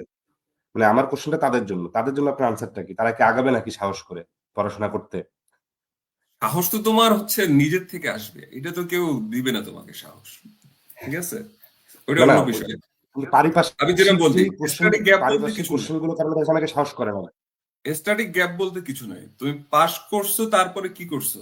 তুমি হয়তো বিসিএস এর জন্য চেষ্টা করছো, পড়াশোনা করছো, নলেজ গ্যাদার করছো, হয়তো তুমি বিসিএস এ তুমি নাহলে চাকরি করছি, প্রাইভেট সেক্টরে চাকরি উত্তীর্ণ হতে করছি। পারো নাই, কিন্তু তোমার নলেজ তো আছে। হুম, তুমি চাকরি করছো, কোন একটা ফিল্ডে তুমি চাকরি করছো, তাই না? তুমি তো বসে থাকো না, হুম, বা বসে থাকলে পড়াশোনা করছো। এক্সাক্ট এমন আমি কাউকে চিনি না যে একদম পাশ করার পরে কিছুই করে না, কিছু না কিছু করছে। তোমাকে যেটা করতে হবে সেটাই। যে, এখন যদি মাস্টার্স করতে চাও বা পিএইচডি করতে চাও, তুমি যখন এসওপি লিখবা বা প্রফেসরের সাথে কন্ট্যাক্ট করতে যাবা, তখন যেই কাজগুলো করছো ওইগুলো কানেক্ট করার চেষ্টা করো। হ্যাঁ, যে আমি হচ্ছে আপনার যখন আপনার আপনার বসেছিলাম। এসওপি, আপনি যে এসওপিটা লিখছেন, আমার এসওপি নিয়ে একটা কোশ্চেন ছিল। তো বলো। মানে what are the most common mistake in SOP and CV? হ্যাঁ, আমরা বাংলাদেশি স্টুডেন্টরা যে প্রফেসরদেরকে পাঠাই, তো আপনি যেহেতু এসওপির কথাটা আনছেন তাই আচ্ছা, কোশ্চেনটা আগে আমি নিয়ে আসলাম। আমি হচ্ছে কয়েকটা তিন জি স্লাইড রেডি করে রাখছিলাম আমি সিস্টেমেটিক ভাবে আগানোর জন্য। জি, তো আপনি আমি ওপেন বলতে, করেন ভাইয়া, প্লিজ। আচ্ছা, আমি মনে হয় ওইটা দিয়ে বললে আরেকটু অর্গানাইজ আপনি থাকবো আমি। প্লিজ শেয়ার করেন। এসওপিটা শেষ করে, আমার ওই স্লাইড এসওপি নাই, এসওপিটা হচ্ছে গিয়ে সেকেন্ড স্টেপে ছিল। স্টাডি মানে এসওপি যখন তুমি লিখতে যাবা, আহ, তুমি এক্স্যাক্টলি যেটা করছো আগে, মানে সত্যিটা বলতে হবে এখানে, যেটা আগে করছো, কি করতে চাও, এবং ওই করার জন্য তুমি কি কি কাজ, মানে কি কি তোমার ক্যাপাসিটি আছে, এই তিনটা বিষয়ে তোমার হচ্ছে এসওপি তে লিখতে হবে। অনেকে বলে যে আমি ছোটবেলায় স্বপ্ন দেখছি আমি ইঞ্জিনিয়ার হব, আমার বাবা হচ্ছে ইঞ্জিনিয়ার ছিল, আহ সে স্বপ্ন দেখছে আমাকে নিয়ে, আমি এইটা হতে চাই। হ্যাঁ, অনেক গল্প টল্প সাজাই বলে। আমি হচ্ছে এটার পক্ষে না। এক্স্যাক্টলি আমি এসওপি তে যেটা বুঝাইছি, আমি বাইজিদ ইসলাম, আমি এই কাজ জানি, এটা করে আসছি। হ্যাঁ, এখন ইন ফিউচার এটা করতে চাই, এবং এটা করার জন্য যে যে হুম, টুলস দরকার, তোমার সফটওয়্যার জানা দরকার, এটা আমি জানি। এবং হচ্ছে এটা প্রুফ করার জন্য কি করতে হবে, আমার পেপার আছে, পাবলিকেশনস আছে, আমি এই অর্গানাইজেশন কাজ করছি, এই সাপোর্ট দিয়ে আসছি। সো প্রফেসরের সাথে যদি হুম, ম্যাচ হুম, হুম। করে তো হয়ে গেল, যদি না হয় হলো না। প্রফেসরের সাথে ম্যাচ করাতে গিয়ে নিজেকে চেঞ্জ করা ডিফিকাল্ট, যেটা আমার পক্ষে সম্ভব ছিল না 8 বছর চাকরি করার পরে। 8 বছর নাকি কিছু একটা, কারণ কি এত বছর চাকরি করার পরে নিজেকে আবার চেঞ্জ করা ওই প্রফেসরের রিকোয়ারমেন্ট মিট করার জন্য ডিফিকাল্ট। সো বেটার হচ্ছে স্কিপ করো ওই প্রফেসরকে। ওইটাই। না আপনার হ্যাঁ, এই কারণ এসওপির ক্ষেত্রে আমার নিজস্ব, আমি এখন যেখানে পড়তে আসছি আমার যে এসিপি ছিল ইউনিভার্সিটিতে, 1 পেজের, অনেকের হচ্ছে পাঁচ হ্যাঁ সাত আমার দশ পেজ অনেকের। এটা মনে হয় এখন আর করতে পারে না, কারণ ম্যাক্সিমাম ইউনিভার্সিটি বা ম্যাক্সিমাম প্রফেসর বলে দেয়, মেনশন করে দেয় হয় মানে 2 পেজ, 1 পেজ। তো আমি যেখানে পড়তে আসছি ইউনিভার্সিটি ভাষা স্ট্র্যাটেজিক প্রজেক্ট ম্যানেজমেন্ট, তো ওইটা হচ্ছে 1 পেজ এসওপি। কিন্তু আদার্স অন্যান্য ইউনিভার্সিটি 2 পেজ ছিল, তো 2 পেজে লেখা তাও যায় মোটামুটি। আমি যদি 12 ফরম্যাটে যদি করি 2 পেজে, তাও নিজেকে অর্ডার মোটামুটি ফাইল একটু ভালো হয়। রাইট।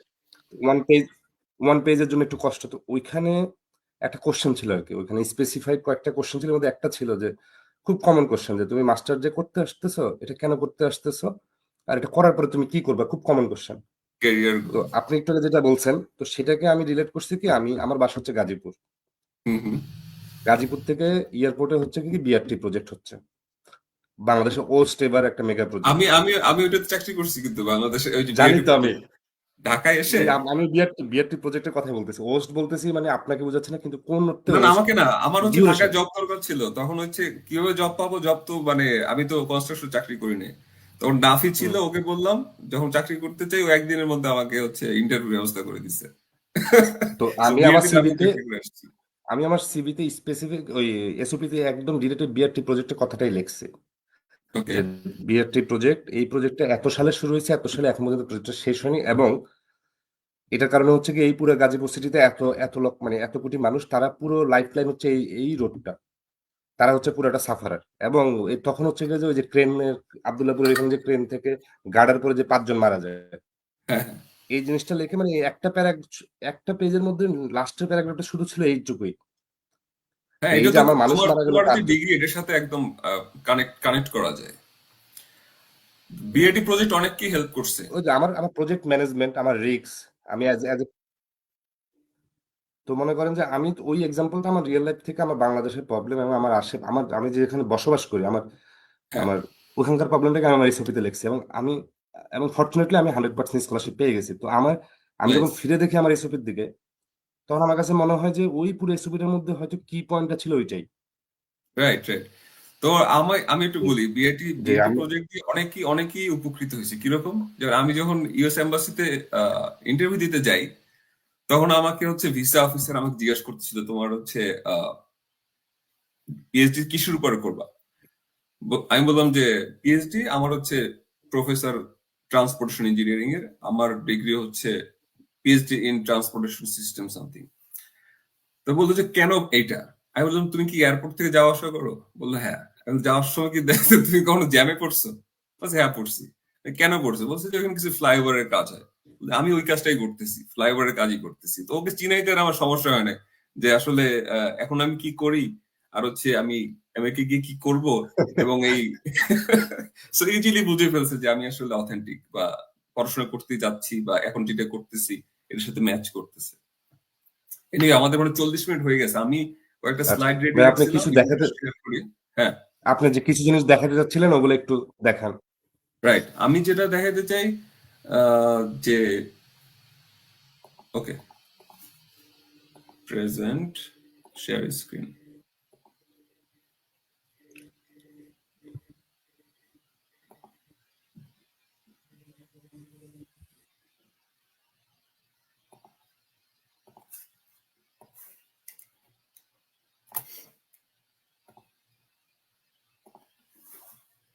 দেখা যাচ্ছে এটা? আমি এখনো দেখতে পাচ্ছি না ভাইয়া, এখনো আসতেছে না। এখন না, যারা লাইভে আছেন তারা কি একটু বলবেন কোনো স্ক্রিনে কি কিছু দেখা যাচ্ছে কিনা? আমি তো, আমার হাতে ফোন আছে, ফোনে তো আমি দেখতে পাচ্ছি না।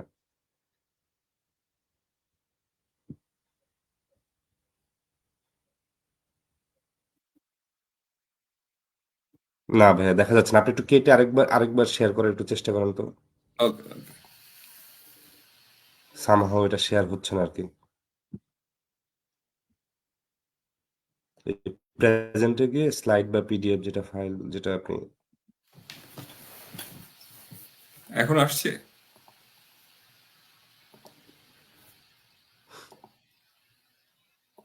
কোনো কারণে আসতেছে না। আমাকে দেখাচ্ছে streamier.com is sharing your screen.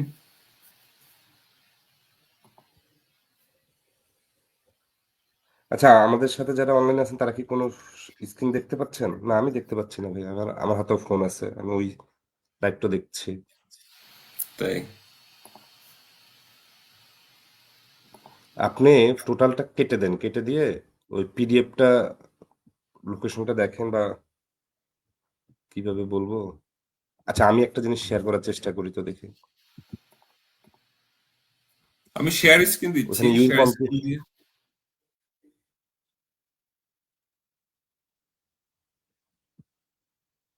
এখানে তো আপলোড ফাইল অপশন আসে ভাইয়া, এই যে নিচে। না, শেয়ার স্ক্রিনে, ও আচ্ছা,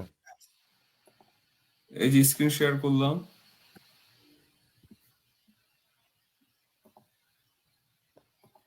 এখন দেখা যাচ্ছে না?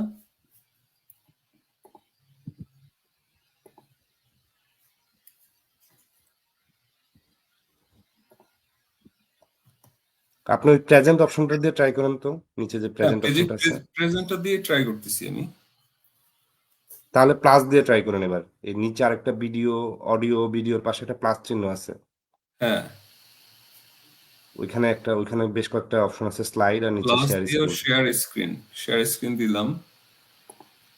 উইন্ডোজ না, আমার হচ্ছে এন্টার স্ক্রিন।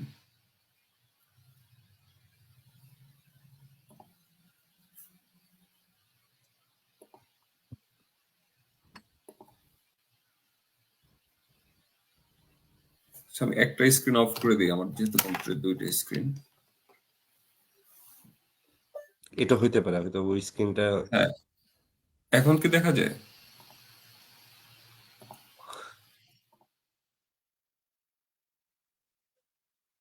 আপনি কি ফাইলটা আমাকে দিবেন? আমি কি ওপেন করব? হ্যাঁ, আমি তোমাকে পাঠাই তাহলে, ইমেইলে পাঠাচ্ছি তোমার। একটু দেন আমাকে, ইমেলে দেন। হ্যাঁ। ওকে।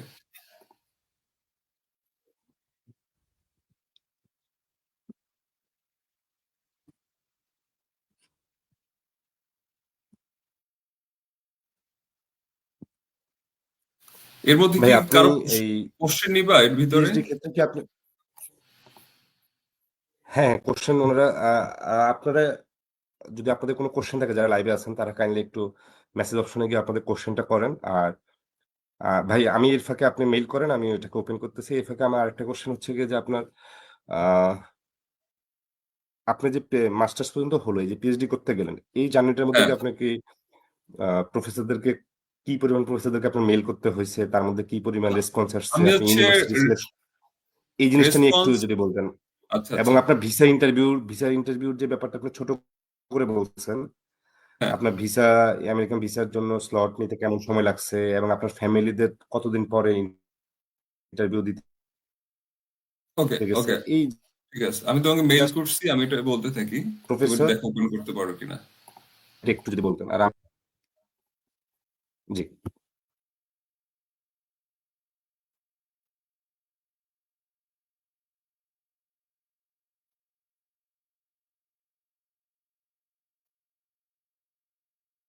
ভাই, আপনি ওই কোশ্চেনটার আনসার দেন, তাহলে আমাদের যারা লাইনে আছে তারাও শুনতে থাকুক আর কি। আমার হচ্ছে এতগুলো স্ক্রিন, এখন হচ্ছে তুমি কি মেইলটা পাইছো?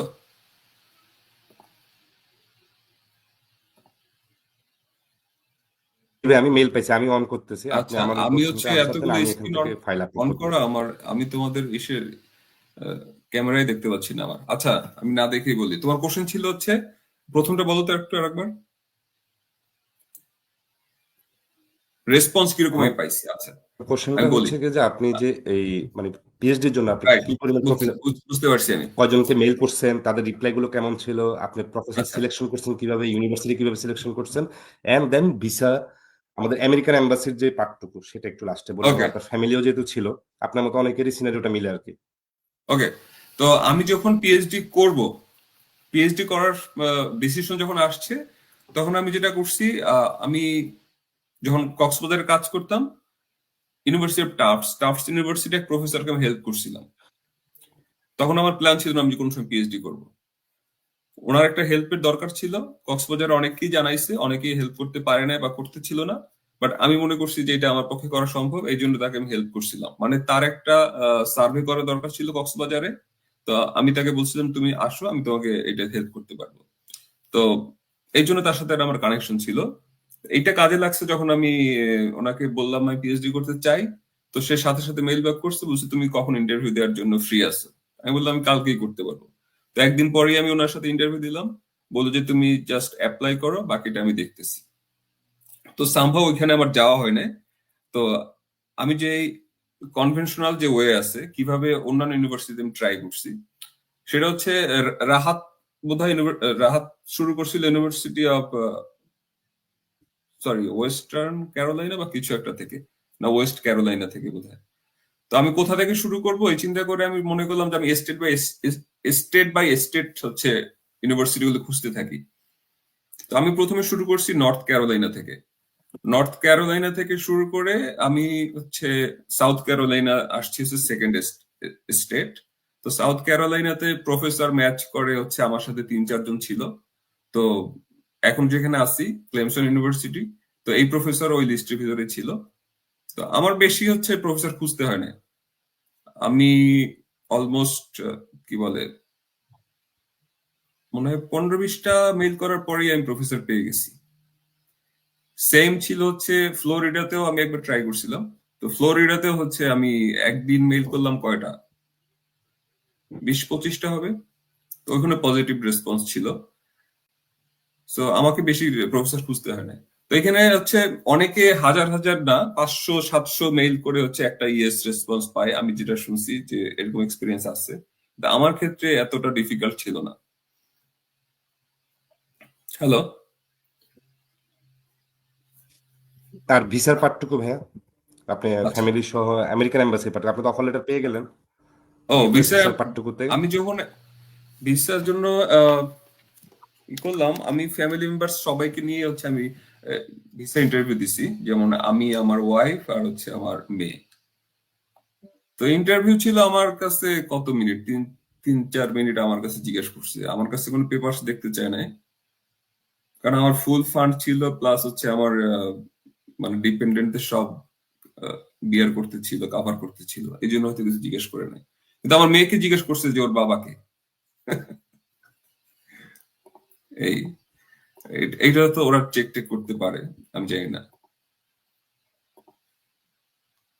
ভাই আমার এখান থেকে আমি স্লাইড শেয়ার করছি, তো স্লাইড তো দেখা যাচ্ছে কিন্তু দর্শকরা কেন দেখতে পারতেছে না সেটা আমি, আমাদের কি কোনো কিছু অফ করা? এই যে নিচে আচ্ছা, স্লাইড দর্শকের দেখার দরকার নেই, আমি মনে হয় এগুলো বলে যাই।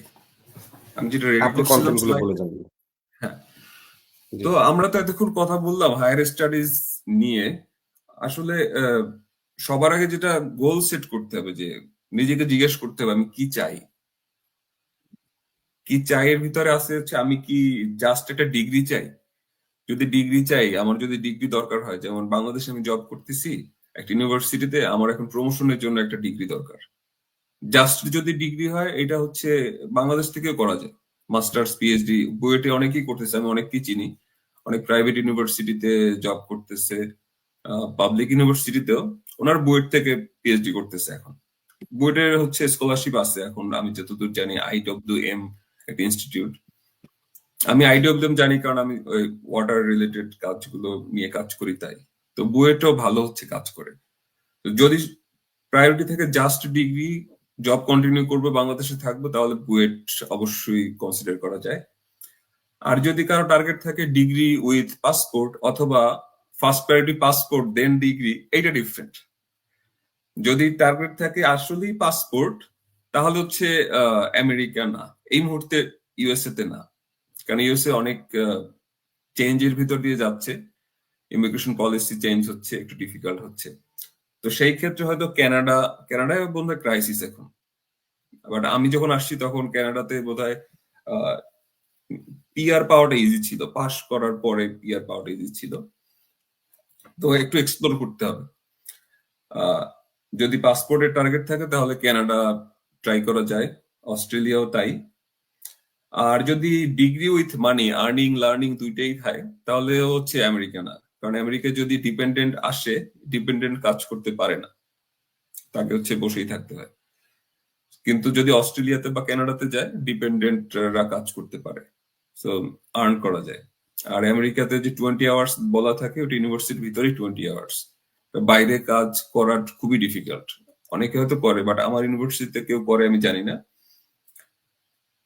নাকি অন্য কিছু, টাকাও সেটা না, ধরতে পারলে পাসপোর্ট বা জানতে পারলে তো প্রবলেম হয়। জানতে পারলে সব জায়গায় সমস্যা, হ্যাঁ। আর এটা ওরা জানে, হয়তো তোমাকে ধরতেছে না এখন, but যখন প্রয়োজন হবে ওরা ধরে ফেলবে। এটা কি চলে গেল স্ক্রিন? না না না না না, এনিওয়ে, আপনাকে আমি দেখা দেখতে যাচ্ছে ভাইয়া, পাচ্ছি না। লাইভে দেখা যাচ্ছে। ওকে, আমি দেখতে পাচ্ছি না somehow। এনিওয়ে, যদি টার্গেট টার্গেটে থাকে যে আমি বাংলাদেশ ছাড়বো, তাহলে ভিন্ন কথা। যে আমার ডিগ্রিও প্রায়োরিটি না, টাকা পয়সার প্রায়োরিটি না, পাসপোর্টও প্রায়োরিটি না, জাস্ট বাংলাদেশ ছাড়তে হবে, যে কোনো কান্ট্রি হলেই হবে, তার জন্য ডিফারেন্ট ট্রিটমেন্ট। সো আমাকে আগে গোল ফিক্স করতে হবে, কোশ্চেন করতে হবে নিজেকে যে আমি কি চাই। সো আমি তো বললাম, যদি শুধু ডিগ্রি চাই, আমেরিকা ঠিক আছে। কারণ আমেরিকা ডিগ্রি নিয়ে বাংলাদেশে ফেরত মানে আমেরিকা থাকাটা একটু ডিফিকাল্ট হয়ে যাচ্ছে ইদানিং। যদি ডিগ্রির সাথে পাসপোর্ট চাই, দেন হচ্ছে অন্য কোনো কান্ট্রি, কানাডা হতে পারে, অস্ট্রেলিয়া হতে পারে। আমি দুইটার কথা বলতেছি, আরো হয়তো ইউনিভার্সিটি আছে। আর যদি শুধুই আমি ফ্রাস্ট্রেটেড বাংলাদেশ নিয়ে, আমি জাস্ট যেতে চাই বাংলাদেশ ছেড়ে, তাহলে হচ্ছে অনেক অপশন খোলা। তো যখন আমি জানবো যে, আমি ধরে নিচ্ছি আমরা আসলে ডিগ্রি প্রায়োরিটি আমাদের, সেই ক্ষেত্রে ধরে নিচ্ছি আমি আমেরিকা আসতে চাই। তো আমেরিকা আসলে পরে আমি ফান্ডিং এর যে একটা প্রশ্ন থেকে যায়, কারণ এখানে টিউশন ফি অনেক বেশি। আমাদের হুম। পক্ষে বিয়ার করা, আমরা সাধারণ স্টুডেন্ট যারা, এদের জন্য বিয়ার করা ডিফিকাল্ট। সো এখানে দুইটা অপশন আছে, স্কলারশিপ এবং হচ্ছে তোমার গ্রাজুয়েট অ্যাসিস্ট্যান্টশিপ। তো স্কলারশিপটা খুবই কম্পিটিটিভ, যারা হচ্ছে ভালো স্টুডেন্ট ওদের জন্য থাকে বা ট্রাই করতে পারে। আর যাদের সিজিপিএ কম আমার মতো, তাদের জন্য graduate assistantship. So graduate assistantship হচ্ছে তোমার 3 টাইপের থাকে, যেমন হচ্ছে তোমার graduate research assistant, graduate teaching assistant এবং হচ্ছে গ্রাজুয়েট অ্যাসিস্ট্যান্ট। তো রিসার্চ অ্যাসিস্ট্যান্ট যারা, তারা প্রফেসরের যে অলরেডি প্রজেক্ট আছে, ওই প্রজেক্টে কাজ করবে, রিসার্চ রিলেটেড কাজ করবে। আর টিচিং অ্যাসিস্ট্যান্টশিপটা হচ্ছে তারা প্রফেসরের যে কোর্স গুলো নিয়ে থাকে ওই কোর্স ডেভেলপমেন্ট, তারপর হচ্ছে স্টুডেন্টকে হেল্প করা বা সফটওয়্যার গুলো লঞ্চ করা, এই টাইপের কাজগুলোতে টিএ হিসাবে সাপোর্ট দিবে। তো বাংলাদেশে কেউ যদি অলরেডি টিচার হিসেবে টিচিং প্রফেশনে থাকে তাদের জন্য এই পজিশন গুলো আমার মনে হয় বেটার টিএ। কারণ হচ্ছে টিএ করে ইন ফিউচার সে যদি আবার টিচার হয়েই চাকরি করতে চায় তাহলে এটা হচ্ছে ভালো সাপোর্ট দিয়ে থাকে। আর একটা হচ্ছে জেনারেল, যেটা গ্রাজুয়েট অ্যাসিস্ট্যান্ট, এরা ইউনিভার্সিটির অ্যাডমিনিস্ট্রেটিভ কাজগুলোতে হেল্প করে। ঠিক আছে, তো এখানে তিনটা অপশন আছে, graduate research assistant, graduate teaching assistant এবং হচ্ছে গ্রাজুয়েট অ্যাসিস্ট্যান্ট। তো এখন প্রশ্ন হচ্ছে আমরা হচ্ছে কিভাবে অ্যাসিস্ট্যান্টশিপ গুলো পেতে পারি।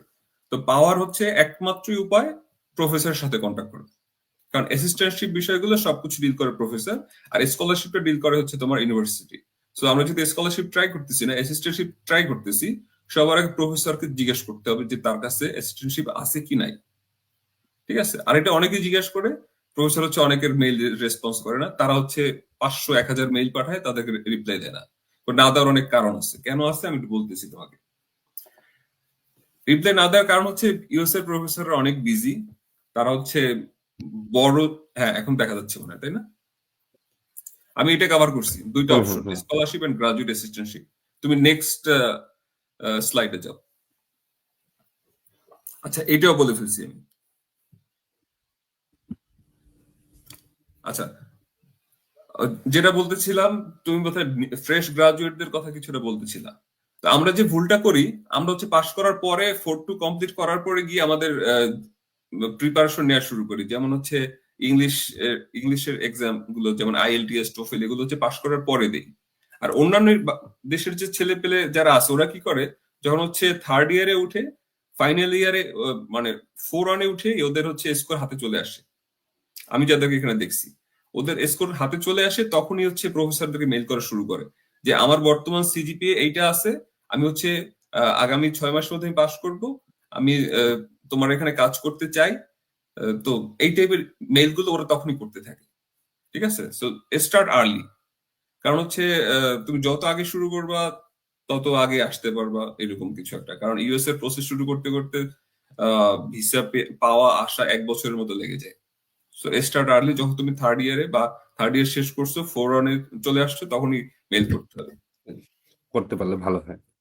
না, এটা করে মানে ওরা অ্যাকসেপ্ট করে প্রফেসর। আমরা মনে করি কি আমরা পাস না করলে বোধহয় মেল করতে পারবো না, কিন্তু না না না, প্রফেসর। এখন এখন আমি ফিনল্যান্ডে, আমার এখানে সবগুলো ইউনিভার্সিটিতে আপনার এখানে তো সেন্ট্রাল অ্যাপ্লিকেশন হয়ে যাচ্ছে, অ্যাপ্লিকেশন জমা হচ্ছে ডিসেম্বরে, কিন্তু এখানে লেখা থাকে আপ টু মে, মে পর্যন্ত তুমি হচ্ছে তোমার ফাইনাল সার্টিফিকেট বা প্রফেশনাল সার্টিফিকেট জমা দিতে পারবে।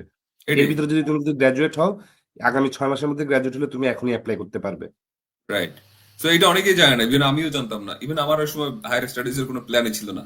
আমি ইভেন আমার প্ল্যান কি, মানে আমার সাহসী হয়তো ছিল না, কারণ আশেপাশে দেখতাম সবাই হাই সিজিপি ওরা যাচ্ছে, তো আমি তো ওখানে থেকে একটু দূরে। হ্যাঁ, এনিওয়ে, তো যেটা করতে হবে, right email professionally, professionally email লিখতে হবে। হ্যাঁ, সো কিভাবে লেখে এটা পরের স্লাইডে দেখাবো। তারপরে হচ্ছে যখন তুমি ইমেইলের রেসপন্সটা পেয়ে যাবে, তখন হয়তো অনেক প্রফেসর তোমাকে ইন্টারভিউ নেওয়ার জন্য আগ্রহ দেখাতে পারে। তো নিজেকে আগেই প্রিপেয়ার রাখতে হবে ইন্টারভিউর জন্য। নেক্সট স্লাইডে যাও।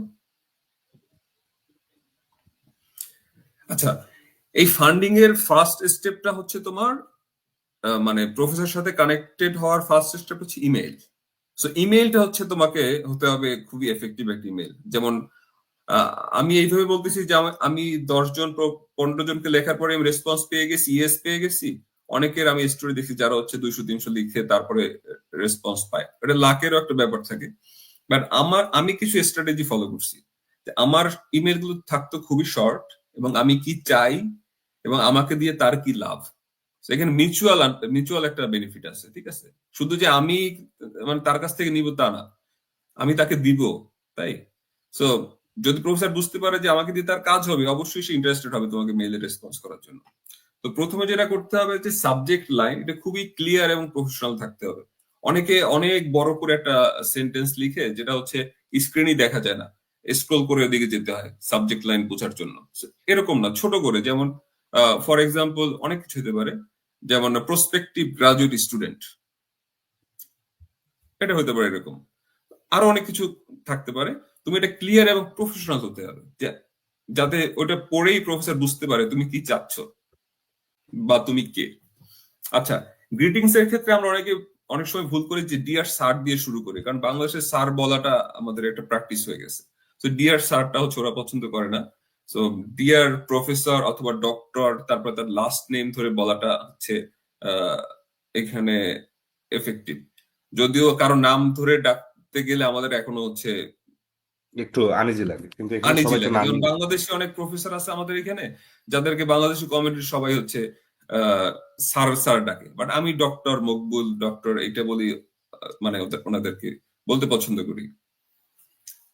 আর হচ্ছে তোমাকে এটা কি বল, উইদিন 1 ইঞ্চ, মানে মেইলের যখন বডিতে তুমি যাবা, হুকিং কিছু তোমার ওয়ার্ড ইউজ করতে হবে, বা হচ্ছে প্রফেসরকে ওখানেই আটকাই ফেলতে হবে তোমাকে। Keyword use. হ্যাঁ, তোমার প্রফেসরকে ওখানে আটকাই ফেলতে হবে।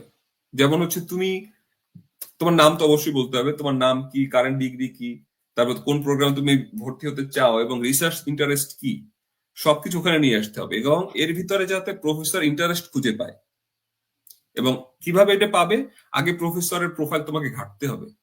যখন ঘেটে দেখবে তোমার সাথে প্রফেসরের হচ্ছে প্রোফাইলের ম্যাচ হয়ে যাচ্ছে, তখন তুমি তাকে লিখবা। এমন না যে প্রফেসরের প্রোফাইল এইটা, আমার প্রোফাইল ওনার মতো করে আমি রেডি করে তারপরে লিখি। এটা এরকম করলে হয়তো তুমি এডমিশন পাবা, কিন্তু পরবর্তীতে কাজ করতে খুবই কষ্ট হয়ে যাবে। কারণ আমার মতো যারা বয়স হয়ে গেছে, এরা হচ্ছে নতুন করে নিজেকে গোছানো, তার প্রফেসরের মতো করে রেডি করে দেয়া, এটা ডিফিকাল্ট হয়ে যাবে। বেটার ট্রাই করো তোমার প্রোফাইল এবং প্রফেসরের ওয়ার্ক এক্সপিরিয়েন্স দুটোর সাথে যদি ম্যাচ করে, এই টাইপের একটা মানে সিস্টেম খুঁজে বের করা। এক্স্যাক্টলি। আর হ্যাঁ, তো প্রথম যে 1-2 সেন্টেন্স লিখবে, এর মধ্যে প্রফেসরকে আটকাই ফেলার চেষ্টা করতে হবে। তারপরে হচ্ছে তোমার state why you are writing, তুমি কেন তাকে লিখতেছো। তুমি কি অ্যাসিস্ট্যান্টশিপ চাচ্ছ, নাকি হচ্ছে তোমার ফান্ড আছে অলরেডি বাইরে থেকে, তুমি শুধু এডমিশন চাচ্ছ। এটা মেনশন করে ফেলতে হবে যে আমি তোমার কাছ থেকে কাজ করতে চাই, এবং হচ্ছে আমি তোমার কাছ থেকে অ্যাসিস্ট্যান্টশিপও চাই, দুইটাই মেনশন করে ফেলতে হবে। দেন তুমি এই প্রোগ্রামে বা তার কাজের জন্য, তার সাথে কাজ করার জন্য, তার ল্যাবে কাজ করার জন্য কেন ফিট, এইটা মেনশন করতে হবে। হয়তো ওখানে হচ্ছে কিছু সফটওয়্যার সে ইউজ করে, ওই সফটওয়্যার গুলো তুমি অলরেডি জানো। আমার আমার আমার সেই এক্সপিরিয়েন্স বা সেই নলেজটা আছে, সেটা তুলে ধরতে হবে। এক্স্যাক্টলি। হয়তো তোমার হচ্ছে এক্সপিরিয়েন্স, মানে তুমি সফটওয়্যার জানো না, ভালো প্রপোজাল লিখতে পারো, তুমি ডেভেলপমেন্ট ফিল্ডে কাজ করে আসছো, তুমি হচ্ছে 20 কোটি টাকা তোমার প্রপোজাল, 20 কোটি টাকার প্রপোজাল তুমি লিখছিলে, সেটা সাকসেসফুল হয়েছে, এটা তুমি লিখে ফেলো ওখানে। কারণ আলটিমেটলি সবকিছুই টাকা এখানে, প্রফেসর তোমাকে ফান্ড দিচ্ছে। তুমি যদি ভালো প্রপোজাল লিখতে পারো, তোমাকে দিয়ে প্রফেসর কাজে আসবে।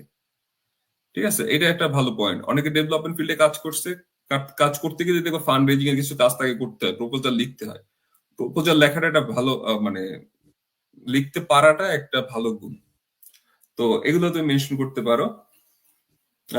তারপর হচ্ছে পলাইট ক্লোজিং, যেটা বলছি, তাকে তুমি অবশ্যই থ্যাংক ইউ দিবা তার টাইম এবং হচ্ছে তোমার তোমার মেইল পড়ার জন্য। তো এটা ছোট রাখতে হবে।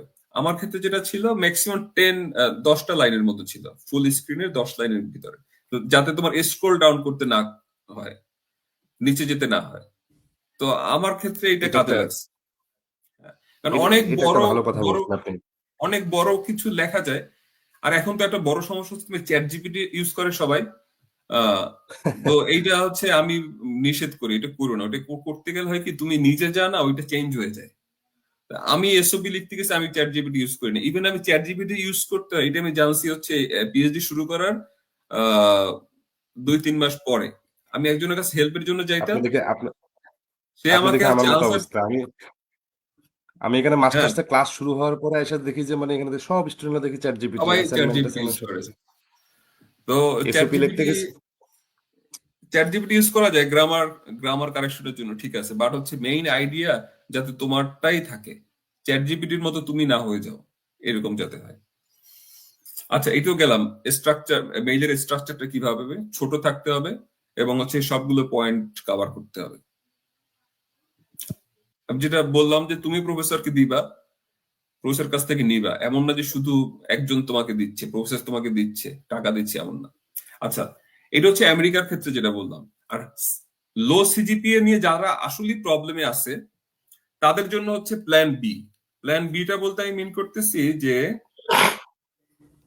প্রথমে হচ্ছে একটা মাস্টার্স নিয়ে থাকো, মাস্টার্স একটু ভালো সিজিপিএ থাকলো, পিএইচডি সম্পর্কে তুমি জানলা রিসার্চ কিভাবে করতে হয়, কারণ বাংলাদেশে আন্ডারগ্রাড আমরা যখন করি আমরা জানি না রিসার্চ কিভাবে করতে হয়। হ্যাঁ, আমরা যদিও একটা 12 ক্রেডিটের আমাদের একটা রিসার্চ থাকে, বাট একটু আহসানুল্লাহর ওই রিসার্চ করা আর হচ্ছে পিএইচডি তে রিসার্চ করার মধ্যে একটা ডিফারেন্স থেকে যায়। তো মাস্টার্স যদি তুমি করো তাহলে ওই গ্যাপটা ফুলফিল করা যাবে। আহ, তো এই ক্ষেত্রে কোন কোন দেশ আমি এখানে মেনশন করছি যে ইউরোপের কিছু দেশ হতে পারে, এখানে কয়েকটা দেশ আমি মেনশন করছি, সাথে হচ্ছে এশিয়াতে মালয়েশিয়া থাকতে পারে, তেমন এখন চায়নাতে অনেকেই যায়, তারপরে হচ্ছে ব্যাংকক, থাইল্যান্ড। তো এইসব জায়গা থেকে যদি মাস্টার্স করো, এদের কিছু ভালো ভালো ইউনিভার্সিটি আছে, যেমন চায়নাতে কিছু ভালো ইউনিভার্সিটি আছে এবং ওরা রিসার্চে অনেক আগানো। তো সেকেন্ড স্টেপে হচ্ছে তুমি পিএইচডির জন্য চেষ্টা করো। তখন হবে কি, তুমি অলরেডি পিএইচডি কিভাবে করতে হয়, রিসার্চ কিভাবে করতে হয়, এটা সম্পর্কে একটা আইডিয়া চলে আসবে। এবং যদি সম্ভব হয় একটা পাবলিকেশন করে ফেলা। সো একটা যদি পাবলিকেশন করে ফেলে, পিছনের সব কি বলে অপরাধ তোমার মাপ হয়ে যাবে। হ্যাঁ, কারণ আলটিমেটলি পিএইচডি তে এসেও তুমি হচ্ছে পাবলিকেশনই করবা। হ্যাঁ, তো আর হচ্ছে পাবলিকেশনের বিষয়টা কি, বাংলাদেশে অনেকেই দেখি কেস স্টাডি টাইপের কাজ করে। যেমন ইউরোপে একটা কাজ হয়েছে, সেম কাজটা হচ্ছে আমি বাংলাদেশে গিয়ে করতেছি, তারপর পাবলিশ করতেছে, এইটা আসলে করা ঠিক না। হ্যাঁ, নোভেলটি খুঁজতে হবে, ম্যাথোডোলজির দিক দিয়ে হতে পারে। ঠিক আছে, যে সেম কাজটা আমি বাংলাদেশে গিয়ে করতেছি, জাস্ট রিপ্লেস করতেছি, এরকম যাতে না হয়। নোভেলটি যদি থাকে, তোমার আইডিয়া যদি থাকে, দেন অবশ্যই কোনো না কোনো জায়গায় তুমি চান্স পেয়ে যাবে। কারণ পৃথিবীতে এখন নোভেলটি খুঁজে সবাই। কারণ কি, সবচেয়ে বড় ব্রিজের ডিজাইনটা হয়ে গেছে, এটা সবাই জানে কিভাবে ডিজাইন করতে হবে।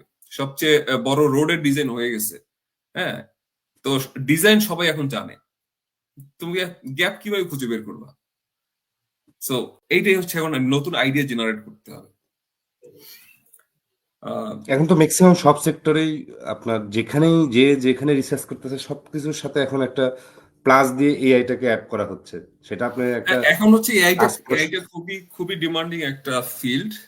এআইটা খুবই সব ডিমান্ডিং একটা, সেক্টরে আপনি এক্স্যাক্টলি। মাস্টার্স বলেন পিএইচডি বলেন, যেখানে রিসার্চ করতেছে তার আমার কাছে মনে হয়, আমার একজ্যাক্ট আইডিয়া নেই কিন্তু আমার আনুমানিক, আমি এই যে আর্টিকেল ডাউনলোড করতে গিয়ে বা হুম হুম। ওয়েবসাইটের আর্টিকেলগুলো মাস্টার্স থিসিসের জন্য খুঁজতে গিয়ে দেখলাম ম্যাক্সিমাম রিসার্চ এখন যেগুলো চলতেছে প্লাস 2021, 22, 23-এর পর থেকে যে রিসার্চ গুলো হয়েছে মেজরিটি হচ্ছে কি যে সবকিছুর সাথে এআই লাগানো আছে কোনো না কোনো ভাবে। রাইট, কারণ এআই হচ্ছে মেশিন লার্নিং ইন ফিউচার তোমার সবকিছুই ডমিনেট করবে।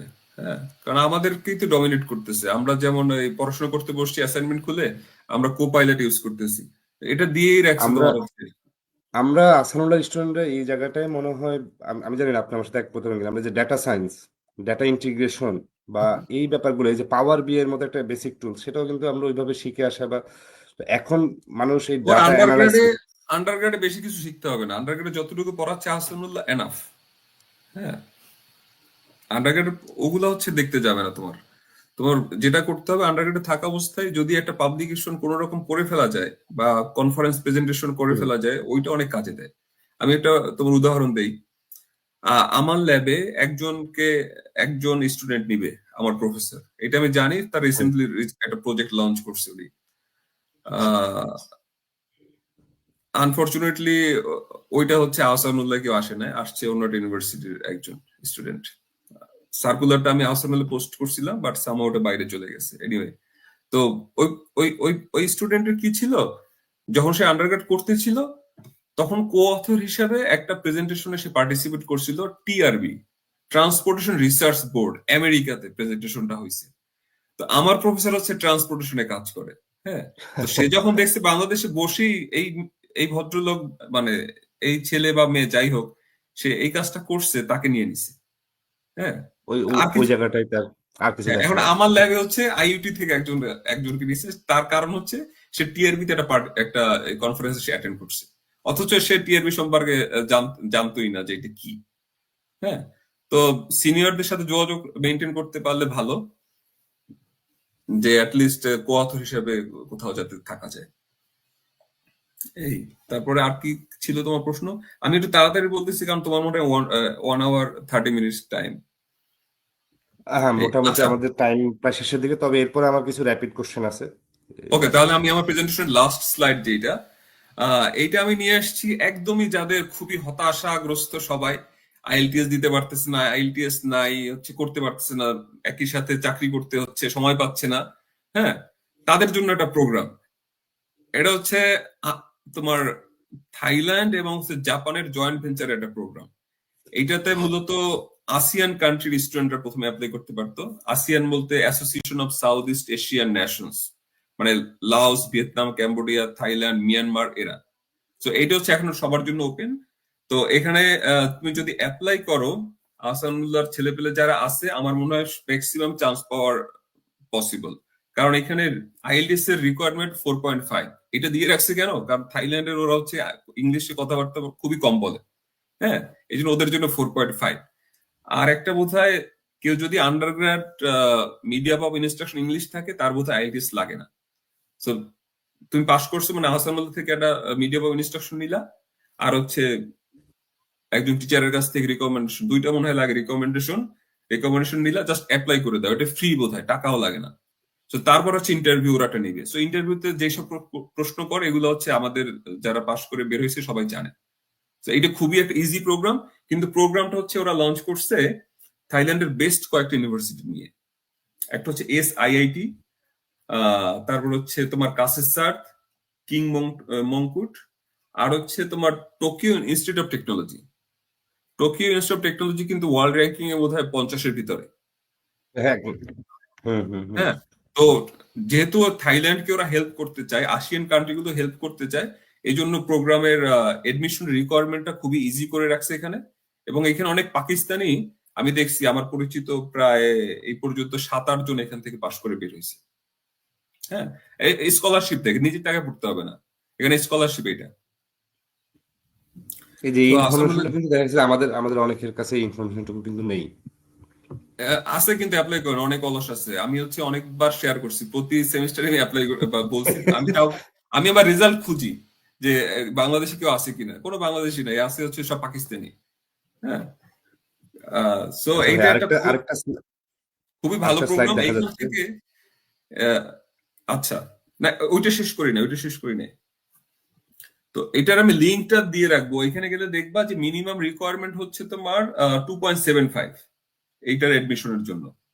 হ্যাঁ, তারপরও কারো যদি 2.75 এর কম থাকে কিন্তু হচ্ছে ওয়ার্ক এক্সপিরিয়েন্স থাকে, সে যদি মেইল করে সুন্দর করে যে আমার এক্সপিরিয়েন্স আছে এবং এই রিলেটেড আমি কাজই করব, এখন আমার ডিগ্রিটা জাস্ট দরকার, তাহলে হয়তো কনসিডার করতে পারে। আমি দেখছি কয়েকটা কেস এরকম যে ওরা কনসিডার করে। আর এখানে ক্লাসগুলো নিয়ে থাকে টোকিও ইনস্টিটিউট অফ টেকনোলজির ইনস্ট্রাক্টররা আসে থাইল্যান্ডে, এসে হচ্ছে ওদেরকে পড়ায়। সো এবং এখান থেকে একটা এক্সচেঞ্জ প্রোগ্রাম বোধহয় আছে, কয়েক দিনের জন্য বোধহয় জাপানে ওরা পাঠায়। ঠিক আছে, এটা খুবই ভালো একটা প্রোগ্রাম। তো এইটাতে যদি একটা তোমার মাস্টার্স যদি ভালো সিজিপিএ থাকে, এখান থেকে পিএইচডি টা ইজি হয়ে যায়। ওকে, তো তুমি হচ্ছে ব্যাচেলারের ল্যাগটা কেটে যায়। ব্যাচেলার ল্যাগটা কেটে যায়, রাইট? যদি মানে মিনিমাম রিকোয়ারমেন্টের চেয়ে কারো কম থেকে থাকে, হ্যাঁ, তাহলে ব্যাচেলার ল্যাগটা থাকবে না। আর ব্যাচেলার ক্ষেত্রে হয় কি, আমরা তো তখন ইয়াং থাকি, মানে বুঝি না যে কি করতে চাই লাইফে। আমরা কি বোরিং ক্লাসগুলোতে অ্যাটেন্ড করতে চাই নাকি হাওয়া ভবনে গিয়ে আড্ডা দিতে চাই, এই দুইটার মধ্যে না একটা ডিসিশন নেয়ার মতো ই থাকে না। হাওয়া আসলে ভবন। আন্ডার গ্রাজুয়েটে যেটা হয়, যেমন আমি হচ্ছে ল্যাব গুলো কখনো মিস করতাম না, ল্যাব গুলো করতাম, কিন্তু হচ্ছে ক্লাসে বসে বোরিং ক্লাস শুনতে আমার কাছে ভালো লাগতো না। তো যাদের ভালো লাগে তো ভালো করতেছে, আর যাদের ভালো লাগে না তাদের জন্য এই অপশন। হ্যাঁ, মানে থেমে থাকার কোনো মানে ওয়ে নাই। তুমি যদি চাও অবশ্যই আগায় যেতে পারো। পৃথিবীতে অনেক প্রোগ্রাম আছে, আমি জাস্ট একটা প্রোগ্রামের কথা এখানে বললাম। আচ্ছা, লাস্ট স্লাইড হচ্ছে কি কি ছিল? ও, এটা কোনো মোটিভেশনাল স্লাইড না, এটা হচ্ছে তোমার বাউন্ডারিটাকে সেট করে ফেলা। তুমি দেখবা যে অনেকে ভালো করতেছে, অনেকের সিজিপিএ ভালো, অনেকে ভালো জব করতেছে, এইগুলো আর চিন্তা করার কিছু নাই। তোমার গোল তুমি সেট করো, তুমি কি চাও। এই জন্য বলছি সেট ইউর বাউন্ডারি। তুমি কি পিএইচডি করতে চাও নাকি মাস্টার্স করতে চাও, তারপর কি টাইপের জব করতে চাও, বাউন্ডারিটা সেট করে ফেলতে হবে। আদারওয়াইজ অন্যকে দ্বারা যদি ইনফ্লুয়েন্স হতে থাকো তাহলে তুমি কোনো জায়গায় কিছুই করতে পারবে না। একদিন এদিকে যাচ্ছ, একদিন ওইদিকে যাচ্ছ, একদিন জব করতেছো, একদিন আইএলটিএস দিচ্ছ, একদিন হচ্ছে কানাডা ইমিগ্রেশনের জন্য কি জানি মাইগ্রেন্ট প্রোগ্রাম আছে ওইগুলো যে অ্যাপ্লাই করতেছো, এরকম করলে কিছুই হবে না। সেট করতে হবে তোমাকে বাউন্ডারি, কারণ তুমি পাশ করার পরে হয়তো বাঁচবা 30 থেকে 40 বছর, যদি স্ট্যাটিস্টিক্যাল একটা আমি হিসাব দিই। তো এর মধ্যে তো অনেক কাজ করা সম্ভব না। এই জন্য সেট ইউর বাউন্ডারি ফার্স্ট এবং ওইটার উপরে কাজ করো। ওইটা কাজ করার পরে যখন তুমি হচ্ছে, আমার ক্ষেত্রে যেটা হয়েছে, আমি আগে পড়াশোনা মানে ডিগ্রি নিচ্ছি, চাকরি করছি, তারপর কিছুদিন হচ্ছে তোমার লাইফ এনজয় করছি, তারপর আবার পড়াশোনা করতে এসেছি। এটার সাইকেল। তো এই সাইকেলের মধ্যে থাকতে পারলে তুমি হচ্ছে নিজেকে এনজয় করতে পারবে নিজের লাইফ। এটা কোনো মোটিভেশনাল কিছু না, জাস্ট আমার এক্সপেরিয়েন্স শেয়ার করলাম। না, এটা এটা এখানে খুব ভালো কিছু কথা বলছেন আপনি। এটা আসলে আমাদের, আমরা অনেকেই আসলে হচ্ছে যে খুব মানে কিভাবে বলবো এটাকে, মানে লাফালাফি করি আর কি, স্থির না। আপনি যেটা রাইট, বলছেন যে স্কিল। এই এখন মনে হচ্ছে কানাডা যাব, এখন মনে হচ্ছে অস্ট্রেলিয়া যাব, এখন মনে হচ্ছে আমেরিকা যাব, এখন মনে হচ্ছে ইউরোপে কোনো কান্ট্রি দেখি, এখন মনে হচ্ছে আবার বাংলাদেশে চাকরিও আমি করতেছি। এখন এক্সাম্পল আমি একটা 50,000 টাকার চাকরি করতেছি, আমার আবার ভালো চাকরি দরকার। হ্যাঁ, এই Different জন্য different, কি চাই, এটা আগে সেট করে ফেলা বেটার। তখন কাজটা ইজি হয়ে যায়। আচ্ছা ভাই, এক্স্যাক্টলি। আমার হচ্ছে কি যে আমরা অনুষ্ঠানের শেষের দিকে আছি, তো আমাদের লাইভে যারা আছেন তারা যদি কোনো কোশ্চেন করতে চান একটু শেয়ার করেন, আর অথবা আমি আমার কিছু হচ্ছে গিয়ে যে র্যাপিড কিছু কোশ্চেন আছে, সেই র্যাপিড কোশ্চেন গুলোর ভিতর দিয়ে আমরা এখন একটু যাব। কারণ হচ্ছে গিয়ে যে আমাদের অনেক ব্যাপার, অনেক লম্বা সময়ের ব্যাপার। এই বাজিত ভাই ফুল লাইফের জার্নি আমাদের এই অল্প সময়ের মধ্যে আসলে তুলে আসা কঠিন। তো এই জন্যই আসলে আমরা প্রতি মাসে দুটো করে সেমিনারের এখন প্ল্যান করছি, যাতে হচ্ছে আমরা ডিফারেন্ট ডিফারেন্ট পার্সপেক্টিভের বিষয়গুলো যাতে তুলে আনতে পারি, এবং তাদের এক্সপিরিয়েন্স গুলো যাতে আমরা নিয়ে আমরা আমাদের নিজেদের লাইফে যাতে একটু মোটিভেশনটা বাড়াতে পারি। আরেকটা ভাই বিষয়, অনেক এখন হয়তো হচ্ছে গিয়ে যে ফিনান্সিয়াল। ফিনান্সিয়াল বিষয়টা আছে, পুরো ও, ব্যাপারটাতে ফিনান্সিয়াল তুমি বিষয়টা বলতেছিলে, আচ্ছা আচ্ছা। আমি এটা নিয়ে কথা বলবো। আমি ওকে, নাইস। পুরো ব্যাপারটাতেই আমরা এতক্ষণ 1 ঘন্টা 15 মিনিট কথা বললাম। তো এই পুরো ব্যাপারটাই হচ্ছে গিয়ে কি, আহ আমি দু একটা সিনারিও বলি।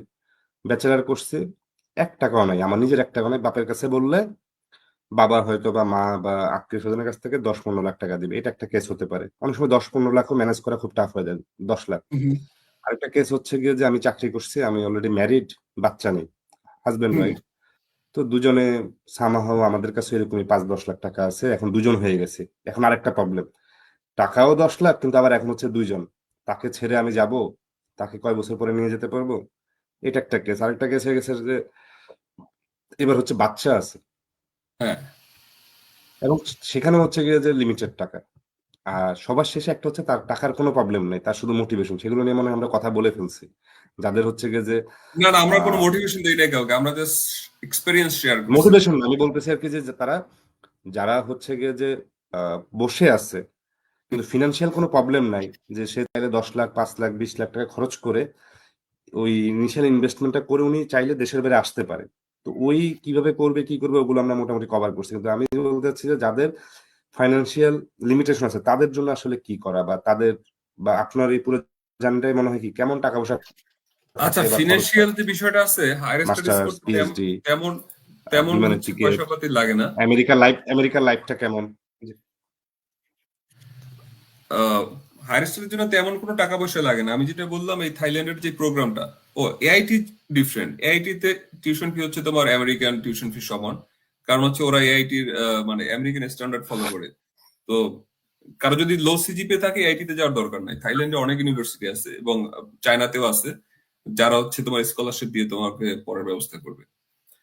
তো এইসব ইউনিভার্সিটি পেলে টাকা পয়সা তেমন দরকার নেই, শুধু প্লেন ফেয়ার। আবার এইসব প্রোগ্রাম হয় কি, মাঝে মাঝে প্লেনের টিকিটও দিয়ে দেয়। এটা এক্সপ্লোর করলে পাওয়া যাবে একটু সময় নিয়ে। তো আমার হাতে যেহেতু সময় ছিল না, আবার একটা ইউনিভার্সিটি ফিক্স করা ছিল, এই জন্য আমি এক্সপ্লোর করি নাই আগে। আহ, তো মাস্টার্স এর ক্ষেত্রে অ্যাটলিস্ট 2-3 লাখ টাকা হাতে থাকলেই হচ্ছে তোমার প্লেনের টিকিট আর কি আইএলটিএস দেয়া, এগুলো হয়ে যায়। ম্যাক্সিমাম 2-3 লাখ টাকা আমার কাছে যেটা মনে হয়। আর যদি কারো ফান্ড ম্যানেজ না হয় তাহলে তো অনেক আমি টাকা। যে দেশে যাব সে দেশে গিয়ে আমার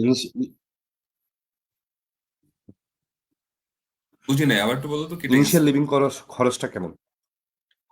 এই যে মনে করেন যে আপনি ইনিশিয়াল ফ্যামিলি সহ লিভিং গেছেন, খরচ। আপনি তো আমার ক্ষেত্রে যেটা হয়েছে, ইনিশিয়ালি আমি যেটা সাজেস্ট করি যে 2 মাসের টাকা নিয়ে আসতে পারলেই হয়, কারণ আসার পরে আহ, 1 মাস পরে তো তুমি হচ্ছে অ্যাসিস্ট্যান্টশিপের টাকাটা পাবা, তো ওই সময়টা যাতে চলা যায়। তো সেই ক্ষেত্রে হয়তো মিনিমাম 2-3 লাখ টাকা, 2-3 লাখ টাকা। আর কারো যদি কোনো কোনো অ্যাসিস্ট্যান্টশিপ, গ্র্যাজুয়েটশিপ এগুলো কিছুই যদি ঠিক। তার যদি না থাকে, সে জাস্ট সেলফ ফান্ডিং এ 40% 50% টিউশন ফি দিয়ে সে আমেরিকায় গেল বা আদার্স কোনো একটা কান্ট্রিতে গেল, আচ্ছা, আমেরিকাতে যদি সে ফোর্টি এটা কি percent wise fifty percent decision? দিয়ে আসে, অবশ্যই ওয়াইজ ডিসিশন। কারণ হচ্ছে তোমার টার্গেট আগে সেট করতে হবে। আমি যে বললাম আগে যে তুমি কি চাও, কারণ আমি ইন্ডিয়ানদেরকে দেখছি ওরা জাস্ট লোন নিয়ে চলে আসে এখানে মাস্টার্স করতে, লোন নিয়ে মাস্টার্স করতে চলে আসে, তারপর হচ্ছে ওরা এখানে এসে তোমার পার্ট টাইম জব করে 20 আওয়ার্স। তারপরে ওরা যেটা করে, তোমার যখন সামার থাকে ওই সামারে হচ্ছে ওরা ফুল টাইম ইন্টার্নশিপ করে। তো ওইখান থেকে না ওরা অনেক টাকা ইনকাম করে ফেলে। এবং ইন্টার্নশিপ যখন করে মাস্টার্সে, তো মাস্টার ইন্টার্নশিপ করার সময় ওদের একটা তোমার কানেকশন হয়ে যায়। ওই কানেকশন ধরে ওরা পাশ করার সাথে সাথে জবে ঢুকে যায়। এটা খুবই রেগুলার প্র্যাকটিস ইন্ডিয়ানদের জন্য। তো ওরা ইনভেস্ট করতেছে। তো আমাদের বাংলাদেশের সাথে লোন নাই, কেউ যদি ইনভেস্ট করতে চায় যে আমি এখানে হচ্ছে 30 লাখ টাকা ইনভেস্ট করলাম, আমি ওটা পাশ করার সাথে সাথে তুলে ফেলতে পারবো, এটা সম্ভব। 30 লাখ টাকা মানে কত, বাংলাদেশে হয়তো $25,000। হ্যাঁ, এটা ধরলাম একটা অ্যামাউন্ট। তো পাশ করার পরে সে যদি এটা তোমার $70,000 একটা জব পেয়ে যায় ইয়ারলি, তো ওই $30,000 তেমন কিছুই ম্যাটার করে না। সো ইনভেস্ট যদি কেউ করতে চায়, ওয়াইজলি ইনভেস্ট করা যায় এডুকেশনে আমেরিকাতে। আর এই আপনি যে এজটাতে আছেন, এই এজটাতে আসলে পিএইচডি মাস্টার্স এগুলো এগুলো কোনো ম্যাটার করে কিনা, মানে পড়তে ইচ্ছা করতেছে না বা হাল তোমার ছেড়ে দেওয়া, আমার গিভ আপ, ক্ষেত্রে এগুলো কি হয়? আমার ক্ষেত্রে এজ তো আমার কাছে মনে হয় আমার এজ 25। হ্যাঁ, সো আমার কাছে ম্যাটার করে না। So, আমি তো সবই করতেছি, আমার কাছে মনে হয় না যে আসলে এনজয় করতে হবে। যেন আমার যে কাজটা, আমি যে রিসার্চটা করি, এটা আমি এনজয় করতেছি। আমি যে প্রবলেমটা নিয়ে এখানে আসছি, এই প্রবলেম সলভ করার সময় 1 বছর আমার প্রফেসর আমাকে কোনো প্যারা দেয় না। আমি কি করতেছি বা কি করতেছি, কেন করতেছি, কিভাবে করতেছি, কিছু জিজ্ঞেস করে নাই। ঠিক আছে। আর এই কাজটা কমপ্লিটলি ডিফারেন্ট। আমার প্রফেসর ট্রান্সপোর্টেশনে কাজ করে, আর আমি কাজ করি হচ্ছে গিয়ে এখানে যে ইউএস আর্মির কিছু ড্যাম আছে, এই ড্যাম গুলো হচ্ছে কি ইন ফিউচারে তোমার ক্লাইমেট চেঞ্জের কারণে ভাঙবে কিনা, এবং এটা একটা সে ফান্ড পাইছে। সো আমি এই টাইপের কাজ আগে করছি। প্রফেসর ইন্টারেস্ট ফিল করছে যে না আমিও দেখি। ও, একটা মজার বিষয় হচ্ছে কি, প্রফেসর ট্রান্সপোর্টেশন ক্লাস নিত আগে, এখন এই সেমিস্টার নতুন একটা কোর্স অফার করছে, সেটা হচ্ছে তোমার natural hazards and disasters in civil infrastructure. নতুন কোর্স এবার। এবং ইন্টারেস্টিংলি আমার তো সিজিপিএ কম, আসি কম, আমি হচ্ছে এটার একটা মডিউল আমি হচ্ছে ক্লাস নিছি, আমেরিকানদেরকে আমি পড়াইছি। ঠিক আছে। তো পড়ানোটাও খুব একটা ডিফিকাল্ট মনে হয় না এখন আমার কাছে, বুঝছো? আচ্ছা, নেক্সট কি কোশ্চেন ছিল বলো। এটা এটা এটা একটা ভালো, এই যে এটা একটা ইন্সপিরেশন। সৌরভ ভাই কমেন্ট করছে, age is just a number. হ্যাঁ, আমি একমত। আমাদের ক্ষেত্রে হচ্ছে এজের এজ ব্যাপারটা। Just number, exactly right. আর হচ্ছে গিয়ে যে ভাই, এই যে যেটা আপনি এর আগে আপনার স্লাইডে আপনি কভার করছিলেন যে আমার শুধুমাত্র আমি বাংলাদেশ নিয়ে ফার্স্ট্রেটেড, বা আমি বাংলাদেশটা কোনোভাবে ছাড়তে চাই, হ্যাঁ, ঠিক আছে? তো আমি আমার সাথে অনলাইনে অনেকেই টুকটাক কথাবার্তা বলে, এই এই নাম্বারটাও একদম কম অনেক না, আবার খুব বেশি অনেক খুব অনেক। বেশি যে তাও বলবো না, কিন্তু এই নাম্বারটা অনেক মানে সিগনিফিকেন্ট নাম্বার এই নাম্বারটাও। তো তাদেরকে নিয়ে যদি কিছু একটা বলতেন আর একটু লাস্টে, সেখানে আমরা তো র্যাপ আপ করতেছি। আচ্ছা, তো কারণ ফ্রাস্ট্রেশন হচ্ছে লাইফের একটা পার্ট, ফ্রাস্ট্রেশন থাকবেই। ফ্রাস্ট্রেটেড হয় না এমন কেউ নাই। হ্যাঁ, কিন্তু ফ্রাস্ট্রেটেড হয়ে একদম কি নিজেকে শেষ করে দেওয়ার মতো কিছুই নেই। পৃথিবীতে অনেক অপশনস আছে। তো মানে যেটা একটা মোটিভেশন, যদি কেউ মানে কি বলে, ধর্মে যদি কেউ বিশ্বাস করে, আর অনেকেই আছে এখনো করে না, তাদের জন্য এটা মিনিংফুল না। মানে আল্লাহ আল্লাহ বা গড তোমার একটা দরজা বন্ধ করে না আর একটা খোলা রেখে বা কিছু একটা এরকম আছে। তো একটা অপশন বন্ধ হয়ে গেছে মানে হচ্ছে আরো হাজারটা অপশন খোলা আছে, এক্সপ্লোর করতে হবে। ঠিক আছে, এক্সপ্লোর করলে সবকিছু পাওয়া সম্ভব। যেমন 2.34 নিয়ে কেউ যদি তোমার ফান্ডিং নিয়ে অস্ট্রেলিয়াতে যেতে পারে, তো এর চেয়ে ওর্স্ট কেস সিনারিও তো আমি দেখতেছি না। এবং তার তোমার আইএলটিএস স্কোর হচ্ছে 7.5। এটা তো যায় না। আমার সিজিপিএ 2.3, আমি আইএলটিএস 7.5, এটা তো হচ্ছে না। হ্যাঁ, অথবা মনে করো হাসানুল্লাহ 2.4 ছিল সিজিপিএ, ও হচ্ছে জাহাঙ্গীরনগর থেকে মাস্টার্স করছে, আরো একটা মাস্টার্স করছে, তারপর পিএমপি নিছে, তারপর হচ্ছে তোমার ইউএন এর মতো জায়গায় সে মাসে 4 লাখ টাকা ইনকাম করতেছে। এরকম কিছু হাসানুল্লাহ আছে, কিন্তু আমি নাম রিভিল করতেছি না না, ভাই, কেউ আসলে দেখলে অনেকটা ক্ষেত্রে বুঝতে হয় কি, পারবে। আসানুল্লাহ আপনি মাঝখান দিয়ে একবার কিছু সময়ের জন্য বলছেন যে ভার্সিটি লাইফে ওইটা বুঝি না যে হাওয়া ভবনে বসবো নাকি ওই বোরিং ক্লাসটাতে অ্যাটেন্ড করবো, ওসব আমার হচ্ছে ব্যাপারগুলো। এখনো, আমার কাছে যেটা ভালো লাগে আমি এখন ওইটাই করি। তা আমি এখনো যদি আসলে ভর্তি, আমি এই হাওয়া ভবনে আড্ডা দিব, কারণ আমি জানি তো যে অনেক, ক্লাস মিস করলে তেমন কোনো সমস্যা হয় না, যদি ইচ্ছা থাকে ইন ফিউচার যদি কিছু করার। আর একটু টেকনিক অবলম্বন করলে, আমি 3.5 এর কথা বলতেছি না, কিন্তু আসানুল্লাহ তো যদি একটু ডিসেন্ট ওয়েতে যদি একটু বুদ্ধি করে যদি এদিক সেদিক করে, তাহলে সিজিপি 3 রাখা পসিবল খুব ইজিলি। হ্যাঁ, এরপর ওইটা একটা হচ্ছে। কঠিন। আচ্ছা আমি বলি, আমার ক্ষেত্রে যেটা হয়েছে, আমি 4-2 তে আমার লাইফে ক্রাইসিস যাচ্ছিল, সামহাও আমি হচ্ছে গিয়া 4টাতে ক্লিয়ারেন্স দিছি। হ্যাঁ, সবাই তো মনে করছে আমি ড্রপ খাইছি, কিন্তু আমি জানি আমি ড্রপ খাই নাই। আমি হচ্ছে 4টায় ফেল করার পরে আমি অরূপ টরূপ, তারপরে আরো কারা ছিল, তোমার অনেকেই ছিল, তখন ওদের সাথে বান্দরবান ঘুরতে গেছি ক্লিয়ারেন্সের আগে। আমি বলছি যে ঘুরে এসে ফ্রেশ হয়ে তারপর আমি ক্লিয়ারেন্স দিব। এসে আমি ক্লিয়ারেন্স দিয়ে সবগুলোতে পাশ করে বের হয়ে গেছি। হ্যাঁ, তো এটা হচ্ছে তোমার নিজে কতটুকু তুমি নিতে পারতেছো, স্ট্রেস ম্যানেজ করতে পারতেছো, তোমার উপর ডিপেন্ড করে। ওই যে তাওহিদ কামিয়াব ছিল না আহ, অরূপদের সাথে, ও মনে হয় এখন হচ্ছে পিডব্লিউডি আচ্ছা, এর তোমার অ্যাসিস্ট্যান্ট হ্যাঁ ইঞ্জিনিয়ার, হ্যাঁ হ্যাঁ বিসিএস ক্যাডার, রাইট? তো ওরও ওই সময় একটা খারাপ সময় হ্যাঁ হ্যাঁ যাচ্ছিল হ্যাঁ, তাহলে জীবনে, ঠিক আছে? তো ওকেও তুমি কোনো এক সময় জিজ্ঞাসা করতে পারো, ভাই কিভাবে আপনি ম্যানেজ করলেন, তাই না? সবকিছু হচ্ছে তুমি কিভাবে ম্যানেজ করতে পারতেছো। লাইফে এরকম ফ্রাস্ট্রেশন আসবেই, স্বাভাবিক। ভাই সবার শেষে দিকে হ্যাঁ, হচ্ছে গিয়ে যে আমেরিকান লাইফটা, এখন আপনি যেটা বললেন আমেরিকা খুব চেঞ্জের ভিতরে যাচ্ছে ট্রাম্প আসার পরে, তো এটা নিয়ে যদি একটু বলতেন, ও রেসিজমটা ট্রাম্প কেমন, আসার আপনার পরে বাচ্চার হচ্ছে ফিউচারটা তোমার। কেমন, বা ভাই ভাই আরেকটা জিনিস বলি, মানে আপনার তো বাচ্চা আছে বা অনেকে বাচ্চা নেই, হ্যাঁ, বা আপনার ভাবি মানে আমাদের আপু, আপনাদের হুম, মেডিকেল কস্ট গুলো কি, এটা কি আপনার যেমন সরকার থেকে পাচ্ছেন, নাকি এটা আপনাকে বেয়ার করতে হচ্ছে, মেডিকেল ইন্স্যুরেন্স করতে হচ্ছে, নাকি বেসিক কোনো ট্রান্সপোর্টেশন সিস্টেমটা কি খুব এক্সপেন্সিভ? মানে আমি চাচ্ছি যে আপনি লাস্টের দিকে আমরা এই পার্টটাকে একটু কভার করে যাই, যে আমেরিকার ডেইলি লাইফ এখানে এক্সপেন্সটা আসলে কেমন, খুব এক্সপেন্সিভ? এডুকেশন না, আপনার, আমার কারো আমেরিকান যদি তোমার বাচ্চা থাকে সে কি? স্টেট টু স্টেট ভ্যারি করে তোমার লিভিং লিভিং এক্সপেন্সটা, খরচ, লিভিং যে মানে কি বলে এটা, হ্যাঁ খরচটা যেগুলো ডিপেন্ড করে তোমার ভ্যারি করে স্টেট টু স্টেট। তো কেউ যদি ইউনিভার্সিটি অ্যাসিস্ট্যান্টশিপ পায়, তো অ্যাসিস্ট্যান্টশিপ গুলোর অ্যামাউন্ট গুলো না ওরা ওভাবে সেট করে যে এই এরিয়াতে থাকতে গেলে ওর কি পরিমাণ খরচ হবে। তো কেউ যদি অ্যাসিস্ট্যান্টশিপ পায় ওইটা দিয়ে ফুল কাভার হয়ে যায়। ওই ওই অ্যাসিস্ট্যান্টশিপ দেখে হাজবেন্ড ওয়াইফ দুজনেরই হবে আশা করি। একটু কষ্ট করতে হবে। যেমন আমার ক্ষেত্রে যেটা হয়, আর বাচ্চা, আমার আমার ক্রেডিট আর কার্ডে বাচ্চা হচ্ছে বাচ্চা এখনো থাকলে, এখনো এখনো 1,000 টাকা ডিউ আছে, কিন্তু আমরা দুইজন ইনকাম করি। তো একটু সো আবার অনেককে দেখা যায় যে তোমার হাজবেন্ড ওয়াইফ একসঙ্গে থাকতেছে, হাজবেন্ড জব করতেছে, মানে চাকরি কি বলে, অ্যাসিস্ট্যান্টশিপে আছে, ওয়াইফ কিছুই করে না, তাও ওরা ভালো আছে। তো তুমি কিভাবে ম্যানেজ করতে পারতেছো সেটা। আর বাচ্চাদের পড়াশোনার ক্ষেত্রে আমেরিকা পড়াশোনা ফ্রি বাচ্চাদের জন্য, যদি না তুমি হচ্ছে ডে কেয়ারে পাঠাও। যেমন আমার মেয়ে প্রথমে এক বছর ডে কেয়ারে গেছে। তো ডে কেয়ারে হচ্ছে মান্থলি তোমার খরচ ছিল তখন $700 মতো। এটা একটু তখন বেশি খরচ হয়ে যায়। বাট স্কুলে গেলে স্কুল ফ্রি, মানে 6 বছর হয়ে গেলে বা 5 বছর হয়ে গেলে। আর মেডিকেলের ক্ষেত্রে আর যেটা, মেডিকেলটা এটা খুবই মেডিকেল, খুবই এক্সপেন্সিভ এখানে, কারো যদি তোমার ইন্স্যুরেন্স না থাকে খুবই এক্সপেন্সিভ। যেমন আমার মেয়ের হচ্ছে একটা দাঁতের কাজ করালাম, ওর বোধহয় হচ্ছে প্রায় $1,200 চলে গেছে একটা দাঁত শুধু ফিলিং করতে।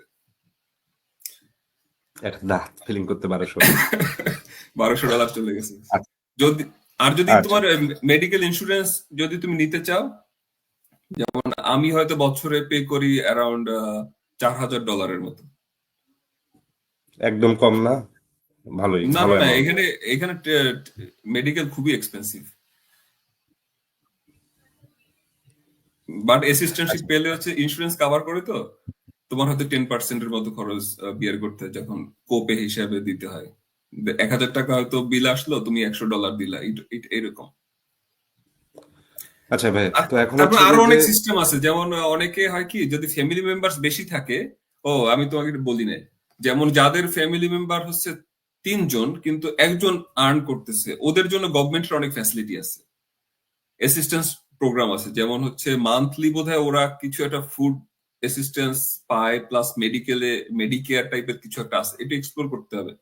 আর আমাদের ক্ষেত্রে যেটা হয়, আমরা 2জনই আর্ন করি, ফ্যামিলি মেম্বার্স 3 জন, আমরা ওগুলো আমরা পাচ্ছি না, এই জন্য আমি ঠিক জানি না, বাট এটা আমেরিকাতে আছে। আচ্ছা। আচ্ছা, এটা একটু খুঁজে দেখো তুমি, আমি আহ, বলতে পারবো না ডিটেইলসটা। আর সবার শেষে হচ্ছে কি দেশে আসবেন নাকি আমেরিকা সেটেল আমি হবেন? তো দেশে যেতে চাই, কারণ আমার কাছে প্লেনের টিকিটের টাকাই নেই। না না, ওটার জন্য না। মানে আসলে এটা একটা ব্যাপার, মানে জাস্ট আমি আপনার এটা অন্য কারণ, এক একজন লাইফের পার্সপেক্টিভ এক এক রকম, এটা কারোর সাথে কারো মিলবে না। আমি হুম। বাইজিৎ ভাই লাইফের পার্সপেক্টিভটা জানতে চাচ্ছি। আপনি লাইফের অনেকটা পথ পাড়ি দিয়ে এসে এখন আপনার কাছে কি মনে হচ্ছে যে আপনি কি মানে পিএইচডি করার পরে তো আসলে আপনি এমনিতেই একটা খুব আমার হচ্ছে ইচ্ছা, সিলেক্টেড পার্সেন্টেজের ভিতরে ঢুকে গেলেন, ওই 2% মানুষের মধ্যে 1%। তো এই মানে একজন পিএইচডি হোল্ডারের ড্রিমটা কি, বা তার ওয়ে অফ লাইফ, তার থিঙ্কিং, যে সে তার পিএইচডি পরে ফিউচারটা কিভাবে দেখতে চাচ্ছেন আপনি, অ্যাজ এ আমার গ্রাজুয়েট থেকে লাইফ শুরু করে এখন? আমার হচ্ছে যেমন আমার আগের প্রফেশন যেটা ছিল ডেভেলপমেন্ট ফিল্ডে চাকরি করা, যেমন আমি হয়তো বাংলাদেশে ইউএনএ চাকরি করছি, এখন আমার ইচ্ছে হচ্ছে তোমার ওয়াশিংটনে বসা, same, just exact. Organize organization same থাকলো, কিন্তু এখন আবার একটা ডিস্টার্ব দিচ্ছে তোমার এই যে মানে ওদের কিছুদিন আগে বললাম না যে একটা ক্লাস নিলাম, মডিউল নিলাম, 3টা ক্লাস করালাম, ওই হুম। 3টা ক্লাস করানোর পর আমার কাছে মনে হচ্ছে টিচিংটাও ভালো। So, আমার হচ্ছে বাউন্ডারিটা এখনো সেট করা হয় না, আমি আসলে কি করতে চাই। না, আমি আসলে আপনাকে বাংলাদেশ আসবেন কি আসবেন না ওই পার্সোনাল কোশ্চেনটা করতে চাইনি। ও, বাংলাদেশে তো বিষয়টা আমি হচ্ছে যে যাবোই, আমি না, চাকরিগুলো আমার তো না যেহেতু না, আমার মেইন কোশ্চেনটা হচ্ছে এইটাই যে আসলে মানুষ যখন একটা লাইফের জার্নির ভিতর দিয়ে যায়, তার এই ড্রিম সময়ের সাথে সাথে চেঞ্জ হয়। আপনি বললেন না যে আপনার মানে এখন এখন ড্রিম হচ্ছে ওয়াশিংটনে বসার দরকার হলে একই কোম্পানি একই ইয়াতে, কিন্তু না, ওইটা ওয়াশিংটন। আগে থেকেই আমি যখন আসছি আমেরিকাতে, আমি যখন পিএইচডি করবো, আমি ডিসিশন হুম, নিছি, তখন আমার তো ওইটাই টার্গেট ছিল যে আমি ইউএনএ যেই লেভেলে চাকরি করতেছি ওইটা মাস্টার্স দিয়ে কভার হুম। করা যাচ্ছে, বাট আমি যদি তোমার একটু পলিসি মেকিং লেভেলে যেতে চাই, so I need a PhD, কারণ পিএইচডি তোমার জাস্ট একটা এক্সট্রা ওয়েট ক্যারি করে, রাইট? আমার কাছে এটা মনে হয়েছে, কারণ আমি অনেককে দেখছি তো ইউএনএ যারা জব করতো, তো আমার ইচ্ছা হয়েছে যে না, এক্স্যাক্টলি। আমি পিএইচডি আমি মানে এটা চাই। স্পেশাল কিছু পিএইচডি। কি বলছে, স্ট্রেস ম্যানেজমেন্টে তো ভাই আমাদের আসলে আমার মনে হয় আমরা আমার সমস্যা নাই, কেউ যদি তোমার আরো যদি 4.5 আউট কোশ্চেন অফ থাকে 4। ও আচ্ছা। না, আমরা ফোর না পয়েন্ট ফাইভ কেন আর বলছে, কারণ আমরা এই 0.5 ডিস্ট্রিবিউট করে দেই হচ্ছে হ্যাঁ, আমাদের সুপারভাইজারের উপরে, এই জন্য হচ্ছে ম্যানেজ হয়ে যায়। না ওরকম তেমন কোনো কোশ্চেন এখন আর নাই। তাও আমি লাস্ট রিকোয়েস্ট করি, যদি কারোর কাছে যদি কোনো কোশ্চেন থাকে করেন, আমরা না হলে হচ্ছে আমরা আহ, শেষ করব। কারণ আমাদের যেই অলরেডি 1 hour 30 মিনিট হয়েছে।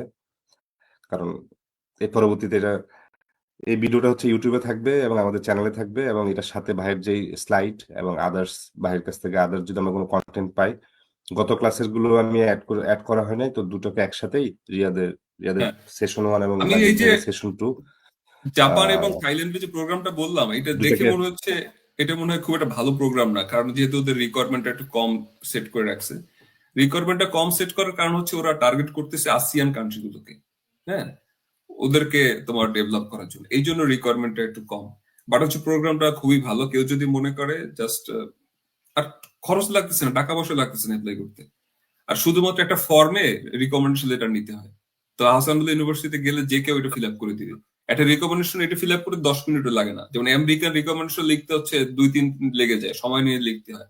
এইটা খুবই ইজি, আমার সময় থাকলে আমি দেখাইতাম স্লাইড শেয়ার করে, বাট হচ্ছে তুমি একটু লিঙ্কটা দিয়ে দিও যদি সম্ভব হয়, এই তোমার কোনো কন্টেন্ট বা ইউটিউবে যখন আপলোড করবা, এই টাইস্টের লিঙ্কটা দিয়ে দিলা। হ্যাঁ ভাই, আমি আপনার সাথে এই সেশনের পরে আমি আপনার সাথে মেসেঞ্জারে কথা বলতেছি, আপনার কন্টেন্ট ওকে, গুলো বা ইমেলে আপনি যদি আরো কিছু দিতে চান, যে আপনি কয়েকটা এসওপি দিবেন বা দুই একটা ইমেলের ফরম্যাট দিবেন স্ক্রিনশট তুলে, সেটাও দিতে আমার পারেন। এসওপি টিসওপি হোয়াট এভার, আমার গুলো মানে শেয়ার করতে পারি, কিন্তু এগুলো হচ্ছে তোমার স্ট্যান্ডার্ড না। হ্যাঁ, কারণ আমার মানে ভাই আমি স্ট্যান্ডার্ড কি, আমি যখন এসওপি লিখছি, আমি আমার ফ্রেন্ডের এসওপি থেকেও কিন্তু আইডিয়া নিচ্ছি।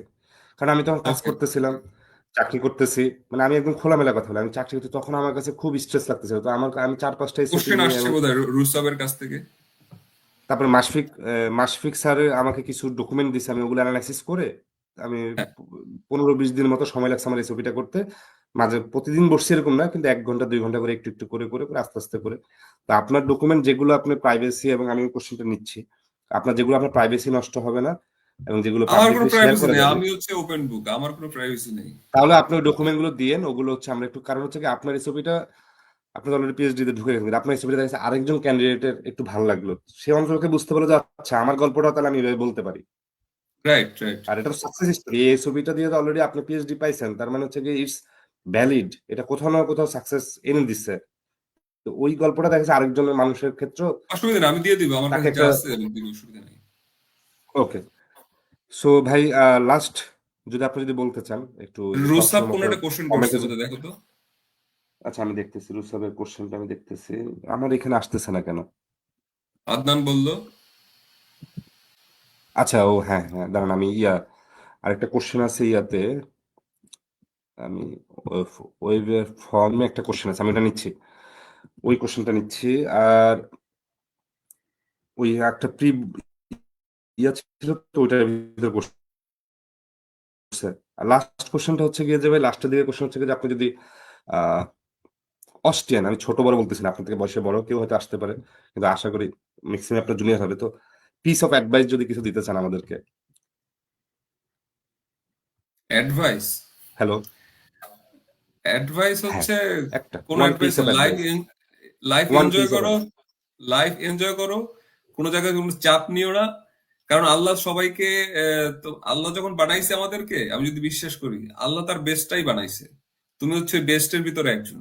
হ্যাঁ, হয়তো এক্সপ্লোর করতে পারতেছো না যে তোমার কাছে কি আছে, তোমার ভিতরে কি আছে, এক্সপ্লোর করার চেষ্টা করো নিজেকে। লাইফ খুবই ইজি, আচ্ছা, চাপ ওই নেওয়ার কিছু রুসাবের নাই। একটা কোশ্চেন ছিল, এই কথাটা আমিও বলি ভাই, হ্যাঁ, যে এই যে রাইট। এনজয় এনজয় কথাটা আর কি, এই এনজয় কথাটা আপনার সাথে আমার মিলছে, যে আমি লাইফে ওই যে একদিন তো মরেই যাব। আচ্ছা, লাস্টে রুশাবের একটা কোশ্চেন ছিল ভাই, সেটা হচ্ছে how to motivate myself to go for higher study after 10 years study gap, তার 10 মানে 10 বছরের স্টাডি গ্যাপ। আর সেকেন্ড কোশ্চেনটা হচ্ছে গিয়ে যে সে নিজেকে কিভাবে মোটিভেট করতে পারে 10 বছরের স্টাডি গ্যাপ নিয়ে। আর how can anyone systemically approach for the preparation for higher study, ওইটা আমরা অলরেডি আচ্ছা, কভার করছি, একটা সিস্টেমেটিক্যাল একটা বলো, প্রসেস আবার গুলো বলবো নিয়ে আমরা আমি। অলরেডি কথা বলছি। প্রথমটা কি ছিল? তারপরে মোটিভেট করবে কিভাবে নিজেকে? প্রথমটা হ্যাঁ, 10 বছর স্টাডি গ্যাপ, সে নিজেকে কিভাবে মোটিভেট করবে। আচ্ছা, স্টাডি গ্যাপটা হচ্ছে, আমরা যেহেতু সিরিয়াসলি দেখি, এটা আসলে মানে তুমি যদি সুন্দর করে লিখতে পারো, স্টাডি গ্যাপ বলতে তো কিছু নাই। এই 10 বছর সে কিছু না কিছু কাজ করছে। হয়তো সে ভালো স্ট্রেস ম্যানেজমেন্ট জানে। হ্যাঁ, খুবই স্ট্রেসফুল সিচুয়েশনে সে নিজেকে ম্যানেজ করতে পারে, তোমার কাজ বের করে আনতে পারে, রেজাল্ট বের করে আনতে পারে। তো এইটা তো অনেক বড় একটা এক্সপিরিয়েন্স। তো আন্ডার গ্রাডের পরেই অনেকে যখন আসে, এসে কি করে, স্ট্রেস নিতে পারে না, সুইসাইড করে। হ্যাঁ, কিন্তু যে 10 বছর চাকরি করে আসছে, এই, তো ও নিশ্চয়ই সুইসাইড করবে না। তো গ্যাপ বলতে কিছু নাই এক্স্যাক্টলি, আসলে। আপনি যে কথাটা বললেন, এখানে আরেকটা জিনিস হচ্ছে কি, যে আমি ওই দিন ফেসবুকে একটা কোন একটা স্টাডি গ্রুপে পড়তেছিলাম, যে আসলে আমরা অনেকেই কিন্তু টিউশনই করাই বাংলাদেশে। হ্যাঁ, তো অনেকেই হচ্ছে কি এসওপি তে এই জিনিসটা কখনো লেখে না, বা তাদের যাদের মানে ওরকম চাকরির অভিজ্ঞতাও নাই, হ্যাঁ, ওরকম কোনো এক্সপিরিয়েন্স নাই, কিন্তু তো দেখা যাচ্ছে এই ছোট জিনিসটাও কিন্তু প্রপারলি যদি তুলে ধরা যায়, তো সেটাও কাজে দেয়। উনি ওনার পার্সোনাল এক্সপিরিয়েন্স দিচ্ছে যে আমি এই কোচিং সেন্টারে টিউশনই করাইছি, কিন্তু সেটাও দেখা গেছে আমার এসওপি তে ভালো একটা ইম্প্যাক্ট ফেলছে। তো লাইফের ছোট ছোট ছোট ছোট যে জিনিসগুলো আছে ওগুলোতে, কারণ কারোর সাথে কারোটা হুবহু 100% মিলবে না, যার ব্যাপারটা রাইট। তাকে সেভাবে এসওপিতে তুলে আনতে হবে। তোমার প্রফেসর সাথেও মিলবে না। হ্যাঁ, সবার সাথে মিলবে না, দুই একজনের সাথে মিলে যাবে। আমার ক্ষেত্রে তো আমার প্রফেসরের কাজের কোনো মিল নেই। কারণ উনি কাজ করছে আজীবন ট্রান্সপোর্টেশন নিয়ে, হঠাৎ করে আমি কাজ করতেছি হাইড্রোডাইনামিক্স নিয়ে। কিভাবে তোমার ড্যাম ট্যাম ভেঙে যাবে এইসব নিয়ে ওনাকে আমি বুঝিয়েছি যে এগুলো ইন্টারেস্টিং, উনি মজা পেয়ে গেছে। তো ওর আরেক আগ্রহ ক্রিয়েট ওর করতে আরেকটা হবে। ওর আরেকটা কোশ্চেন ছিল হচ্ছে how can anyone systematically approach for the preparation for higher study, আচ্ছা, আমি তো সিস্টেমেটিক্যাল আহ, অ্যাপ্রোচটা বলতেছে। আমি তো সবগুলো বলছি সিস্টেমেটিক্যালি, স্লাইডে আপনি আছে, ওটা কেউ দেখাইছেন যদি স্লাইডে, কেউ যদি হচ্ছে স্পেসিফিক কান্ট্রি টার্গেট না করে, তাহলে হচ্ছে আইএলটিএস বা একটা ইংলিশের স্কোরটা হাতে নিয়ে ফেলা জব করতে করতে।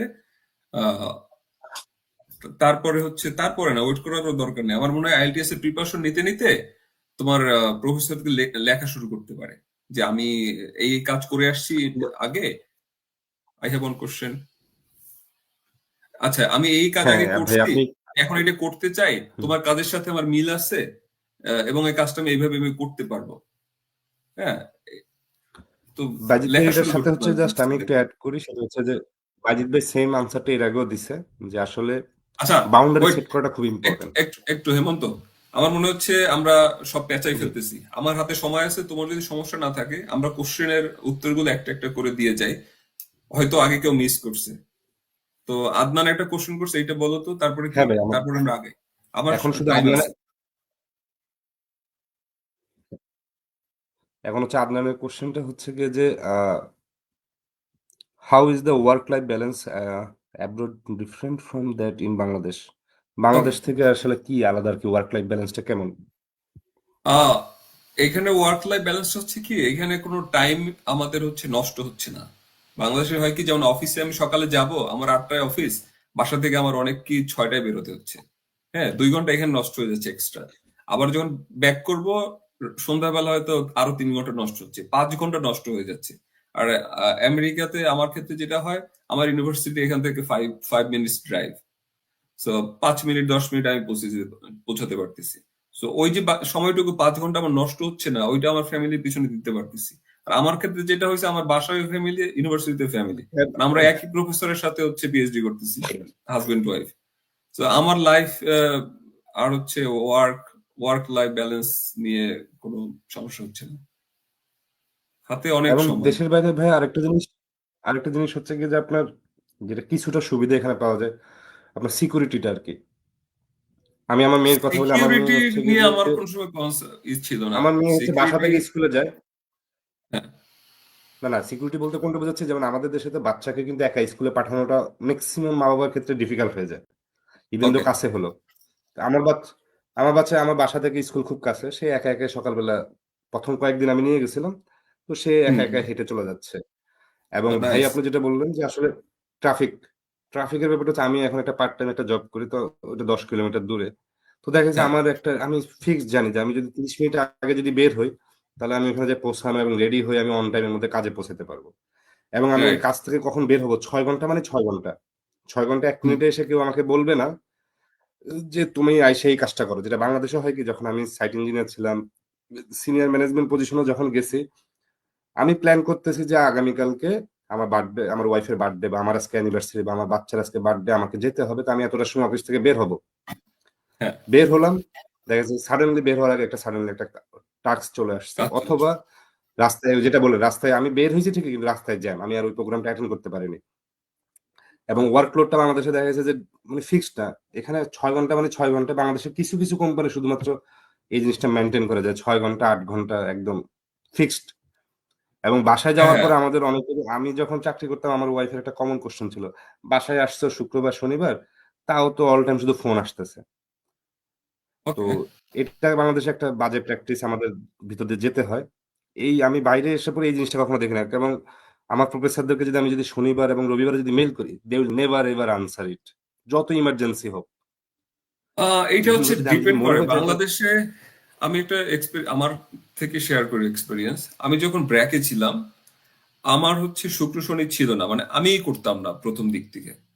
আমি হচ্ছে হুম, আসলে অনেকেই ছিল ওই সময় আমাদের আমাদের টিমে, একই টিমে আমরা কাজ করতাম। তো আমরা দেখা গেছে যে আহ, রাতেও ফিল্ডে ছিলাম ওই প্রথম দিকটাতে, যেমন হচ্ছে বোরিং হচ্ছে, হ্যাঁ, টিউবওয়েলের বোরিং হুম, হচ্ছে, হুম। তোমার হচ্ছে এগুলো কিছুক্ষণ পর পর চেক করা লাগতেছে, স্যান্ড প্রপার্টিজ বা অন্যান্য কিছু হটেভার। তো তখনও অনেকে রাতেও কাজ করছে, 24 ঘন্টায় ফিল্ডে থাকতেছে। এটা যেহেতু ব্র্যাক ছিল, ওই সময় কাদের চাপ ছিল, প্র্যাকটিসটা ওরকম ছিল। সেম আমি যখন ইউএনডিপি তে না আসছি, সে আমার কাছে মনে হয়েছে ব্র্যাকের 6 মাস 1 বছর, মানে 1 বছরের সমান, আর ইউএনডিপির 2 বছর 6 মাসের সমান। তো এক্স্যাক্টলি। এরকম। আরেকটা বলি যে ব্র্যাকে যখন আমরা 1 বছর হয়তো টাকা খরচ করছি, আমাদের বাজেট ছিল হয়তো তখন কত, 150-200 কোটি টাকা। হ্যাঁ, আর ইউএনডিপি তে এর চেয়ে কম বাজেট ছিল, অনেক কম বাজেট ছিল, কারণ ওরা তো পার্টনারকে দিয়ে কাজ করে।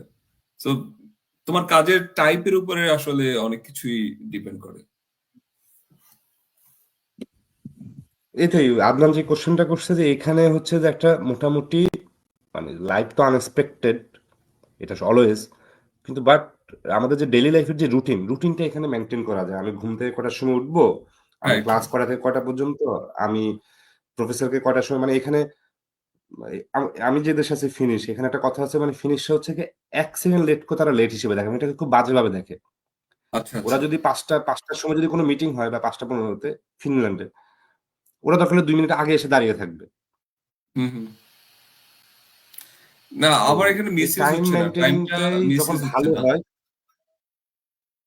হ্যাঁ হ্যাঁ হ্যাঁ, এবং সবকিছু কিছুটা প্রেডিক্টেবল, আমি একটা রুটিন করলে ওই রুটিনটা এখানে ফলো করাটা ইজি। এক্স্যাক্টলি।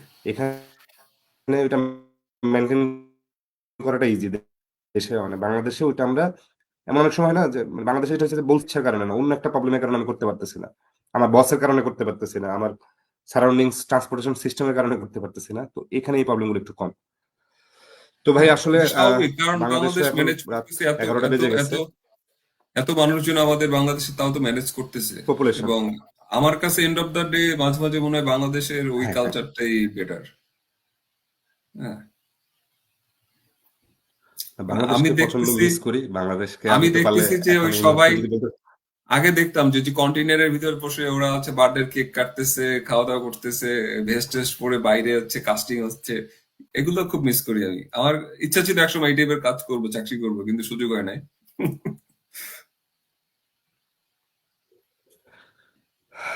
আচ্ছা ভাইয়া, তো এখন হচ্ছে গিয়ে যে আহ, আমরা শেষ করব, তো লাস্টে হচ্ছে গিয়ে যে আপনি আহ, আমাদেরকে জাস্ট আপনার কোনো টপিক ছাড়া, কোনো কোশ্চেন ছাড়া আমাদেরকে সিই এর জন্য যদি কিছু বলার থাকে, কারণ আমাদের এই ও, প্রোগ্রামটা হচ্ছে সিই এর জন্য তো সিই অবশ্যই ব্যানারে। শুভকামনা। সিই এর জন্য শুভকামনা। তোমরা যেহেতু কাজ করতেছো, তুমি তোমার কাজ করে যাচ্ছ, এবং সবাই সবার কাজ করতেছে। আমি দেখতেছি যে এত ইভেন্ট সিই করতেছে, মানে সিই কি 1 বছর মনে হয় হয়েছে, মনে হয় 1 বছরের মতো মনে হয় হবে। হ্যাঁ, এত ইভেন্ট, একটার পর একটা 10 ইভেন্ট মাসের মতো আসতে আছে হবে। আসতে আছে। হ্যাঁ, আমি তো তোমার ফেসবুকে মাঝে মাঝে ডিএক্টিভ থাকি, এই জন্য দেখতে পাই না, বাট দেখে ভালো লাগতেছে, অনেক কাজ হচ্ছে। আমার আগে একটা কমপ্লেন ছিল যে আগে যে যারা ছিল এরা কাজ করতো না। হ্যাঁ, এই জন্য আমার একটা খুবই ছিল যে এবং আগে কমিটিতে যারা ছিল এরা যাতে এবার না আসতে পারে। তো এইটা, এই ক্ষোভটা এখন আমার নাই, সবাই কাজ করতেছে। এবং ওই জহির ভাই বোধহয় আমেরিকা আসছিল, তো ওনার সাথে আমি ফেসবুকে নাই, বাট আমি ওনাকে ফোন দিছিলাম যে ভাই আপনি আসতেছেন তো, ল্যান্ড করার পরে কথা হবে। তো আমি ফেসবুক চালাচ্ছিলাম ওই সময়, সামও পরে আর দেখা সাক্ষাৎ হয় নাই। তো সবার জন্য শুভকামনা। হ্যাঁ, আর আমরা হচ্ছে আমেরিকাতে একটা, এখানে আমাদের একটা গ্রুপ রাহাত মনে হয় মেনটেন করতো তোমার, ওইখানে দেখলাম যে আহসানুল্লাহ 100 জনের বেশি। তুমি চিন্তা করতে পারবা। হিউজ এবং হিউজ ইন্টারেস্টিং নাম্বার। বিষয়, আমি গত সপ্তাহে তোমার জর্জিয়াতে গেছিলাম। রাত্র 12:30টার দিকে, 11:30টার দিকে আমি একটা রেস্টুরেন্টে খাচ্ছিলাম, তোমার বাংলাদেশি একটা রেস্টুরেন্ট। তো ওই সময় একটা ফ্যামিলি আসছে। তো আমি তো খাচ্ছিলাম, ফ্যামিলি রেস্টুরেন্টে ঢুকে আমি আর ওদের দিকে তাকাই নাই। তো একটা ছেলে মনে হয় আমাকে খেয়াল করছে, তো খাচ্ছিলাম দেখে আমার কাছে আসে নাই। তো খাওয়াটাও যখন শেষের দিকে এসে বলতেছে, আপনি কি বাইজিৎ ভাই? আমি বললাম, হ্যাঁ আমি তো বাইজিৎ। বলে, ভাই আমি আহসানুল্লাহ। আহসানুল্লাহ 22 ব্যাচের। তো ও হচ্ছে ভালো জব করতেছে, এই যে স্টেট বা গভর্নমেন্টের একটা জব করতেছে এখানে। তো মাস্টার্স করতে আসছে 2021 সালে। ও ফ্যামিলি টেমিলি সবাই সেটেল এখানে। তো কিন্তু ও আমাদের ওই গ্রুপে নাই, আমরা আসলে কানেক্টেড ছিলাম না। তো এরকম ছড়ানো ছিটানো অনেক আছে এই আশেপাশে, কারণ আমি এত বড় দেশের ভিতরে আহসানুল একটা ছেলের সাথে দেখা হয়ে গেছে আনএক্সপেক্টেডলি। আর সে আবার তোমার ইসে থাকে না, জর্জিয়াতে থাকে না। ও মনে হয় টেনেসি থেকে তোমার জর্জিয়া হয়ে দেন যাচ্ছিল সাভান্নাতে, কিছু একটা হবে এই টাইপের। সো সেটা ভাই, আমাদের আসানুল্লাহর প্রচুর অ্যালামনাই এখন হচ্ছে গিয়ে যে দেশের বাইরে প্রত্যেকটা কান্ট্রিতেই আসলে ভালো করতেছে। তো এটা একটা ভালো জিনিস, এবং এটা আমাদের জন্য বেনিফিট। যেমন হ্যাঁ, আমি সামনে নতুন যদি পিএইচডি গ্রাজুয়েট করি, যারা ওরা আরো ভালো করতেছে, কারণ ওদের তো সিজিপিএ ভালো, এখন কোনো অ্যাক্টিভিটিস আমাদের মতো মানে সময় নষ্ট হাওয়া কম করে ওরা, হাওয়া এবং র্যাক ক্যান্টিন ট্যাক নাই। প্রোগ্রাম এগুলো খেলাধুলা এগুলো নিয়েও তো একটা সময় নষ্ট করতে হয় না আর কি। Right, right. আচ্ছা দেখ, এটা দুষ্টামি, এটা জাস্ট একটা জোক পার্ট ছিল। তো ভাই শেষ করি। হুম। হ্যাঁ, শিওর, তো থ্যাংক ইউ। আপনি আপনার দিক থেকে না, লাস্ট আপনার দিক থেকে সিএ তো বললেন, এবার হচ্ছে গিয়ে যে ওভারঅল আপনি যদি কোনো কিছু র্যাপ আপ করতে চান বা লাস্ট কোনো কথা বলতে চান, তাহলে এটাই শেষ, এরপর আমরা কেটে দেবো, শেষ করবো। আমার আমার এক্সপিরিয়েন্স থেকে আমি বলি যে যেইটাই যা করতেছি আমরা, এইটাই মানে সর্বোচ্চ এফোর্ট দিয়ে যত ভালো করে করা যায়। যেমন জব জব যখন আমি করছি, যতদিন আমি মনে করছি যে আমি এনজয় করছি জব, সো আমি 100% আমি এখানে দিয়ে আসছি। তো জব লাইফ আমি এনজয় করছি, আবার পিএইচডি আমি এখন করতে আসছি। যেহেতু আমি আগে যেই কাজগুলো করছি, যেগুলো জানি ওই টাইপের কাজ আমি করব, কমিটমেন্ট ছিল আমার প্রফেসরের কাছে। তো ওই টাইপের কাজই করতেছি, তো আমারও তেমনটা স্ট্রেস নিতে হচ্ছে না। আর কমিটমেন্ট হচ্ছে নিজের কাছে একটা কমিটমেন্ট রাখতে পারলে ভালো লাগে আর কি। তো আমি ইচ্ছা করে আসছি যে আমি পিএইচডি করব, সো করতেছি, এনজয় করতেছি আমি। আর যদি এমন হয় যে আমি প্রফেসর থ্যাংক যেই কাজ করে ওর মতো করে আমি কাজ করে দিব বলে আসছি, তাহলে একটু ওদের জন্য হয়তো ডিফিকাল্ট হয়ে যেতে পারে। হ্যাঁ, আমি জানি না তাও বলছি যে জানি, এরকম যাতে না হয়। এই ঠিক আছে ভাই, আপনাকে ধন্যবাদ। আপনি অনেক, প্রায় আমাদের সাথে প্রায় 2 ঘন্টা সময় দিচ্ছেন। তো আবার এই আমরা দুই অন্য ঘন্টা কোনো কোনো অনুষ্ঠানে।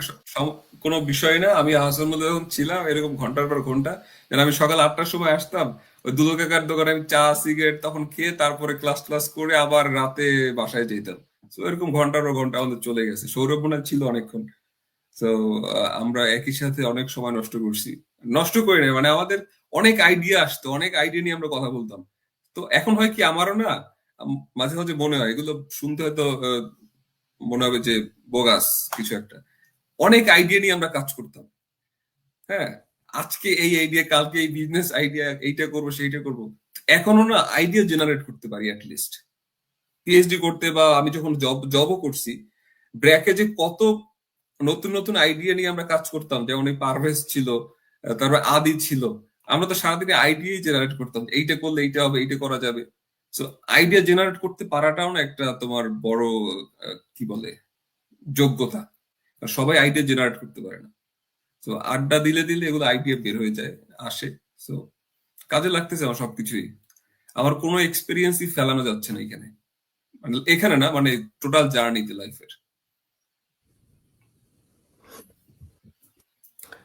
ঠিক আছে বাজিত ভাই, হ্যাঁ, তাহলে থ্যাংক ইউ তোমাকে।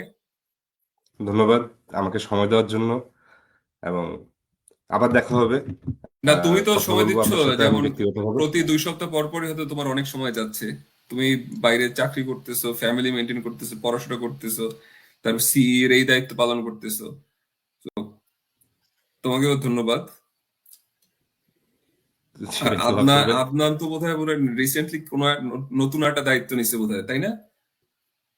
আমাদের এই আদ- মিডিয়া মিডিয়া রাজিন রাজিন তো ইয়া করার পরে এখন আদনানি হচ্ছে হ্যাঁ, রাজিনের জায়গায় তো পিআর এবং মিডিয়া, ও তো পিআর অনেক এবং অনেক মিডিয়া। কাজ করতেছে।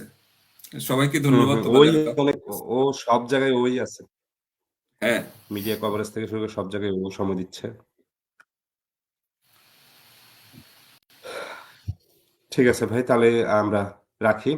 যারা হ্যাঁ, আমাদের সাথে এতক্ষণ ধরে অনলাইনে ছিলেন সবাইকে থ্যাংক ইউ। সবাই এভাবে পাশে থাকবেন। আর আপনাদের যে কোনো কোশ্চেন, যে কোনো কিছু আপনি বাজিত ভাইকেও পার্সোনালি ওয়ান টু ওয়ান কথা বলতে পারেন, আমাকেও করতে পারেন, তাহলে আমি আবার এগুলো নেক্সট যে সেশন সেখানে তুলে ধরবো। ঠিক আছে। রাইট।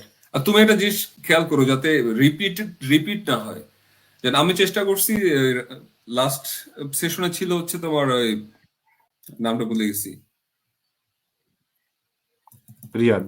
যাই হোক, তুমি যখন কোশ্চেন গুলো সাজাবা স্ট্রাকচার ওইতে যাতে আগায়, যাতে আমি যেটা বলে গেছি এইটা যাতে আর একজন না বলে, আহ, নতুন কিছু যাতে নিয়ে আসে, তুমি এটা কন্ট্রোল করতে পারবা। জি ভাই, জি আগে ভাই, থেকে আমিও নতুন, আমিও নতুন।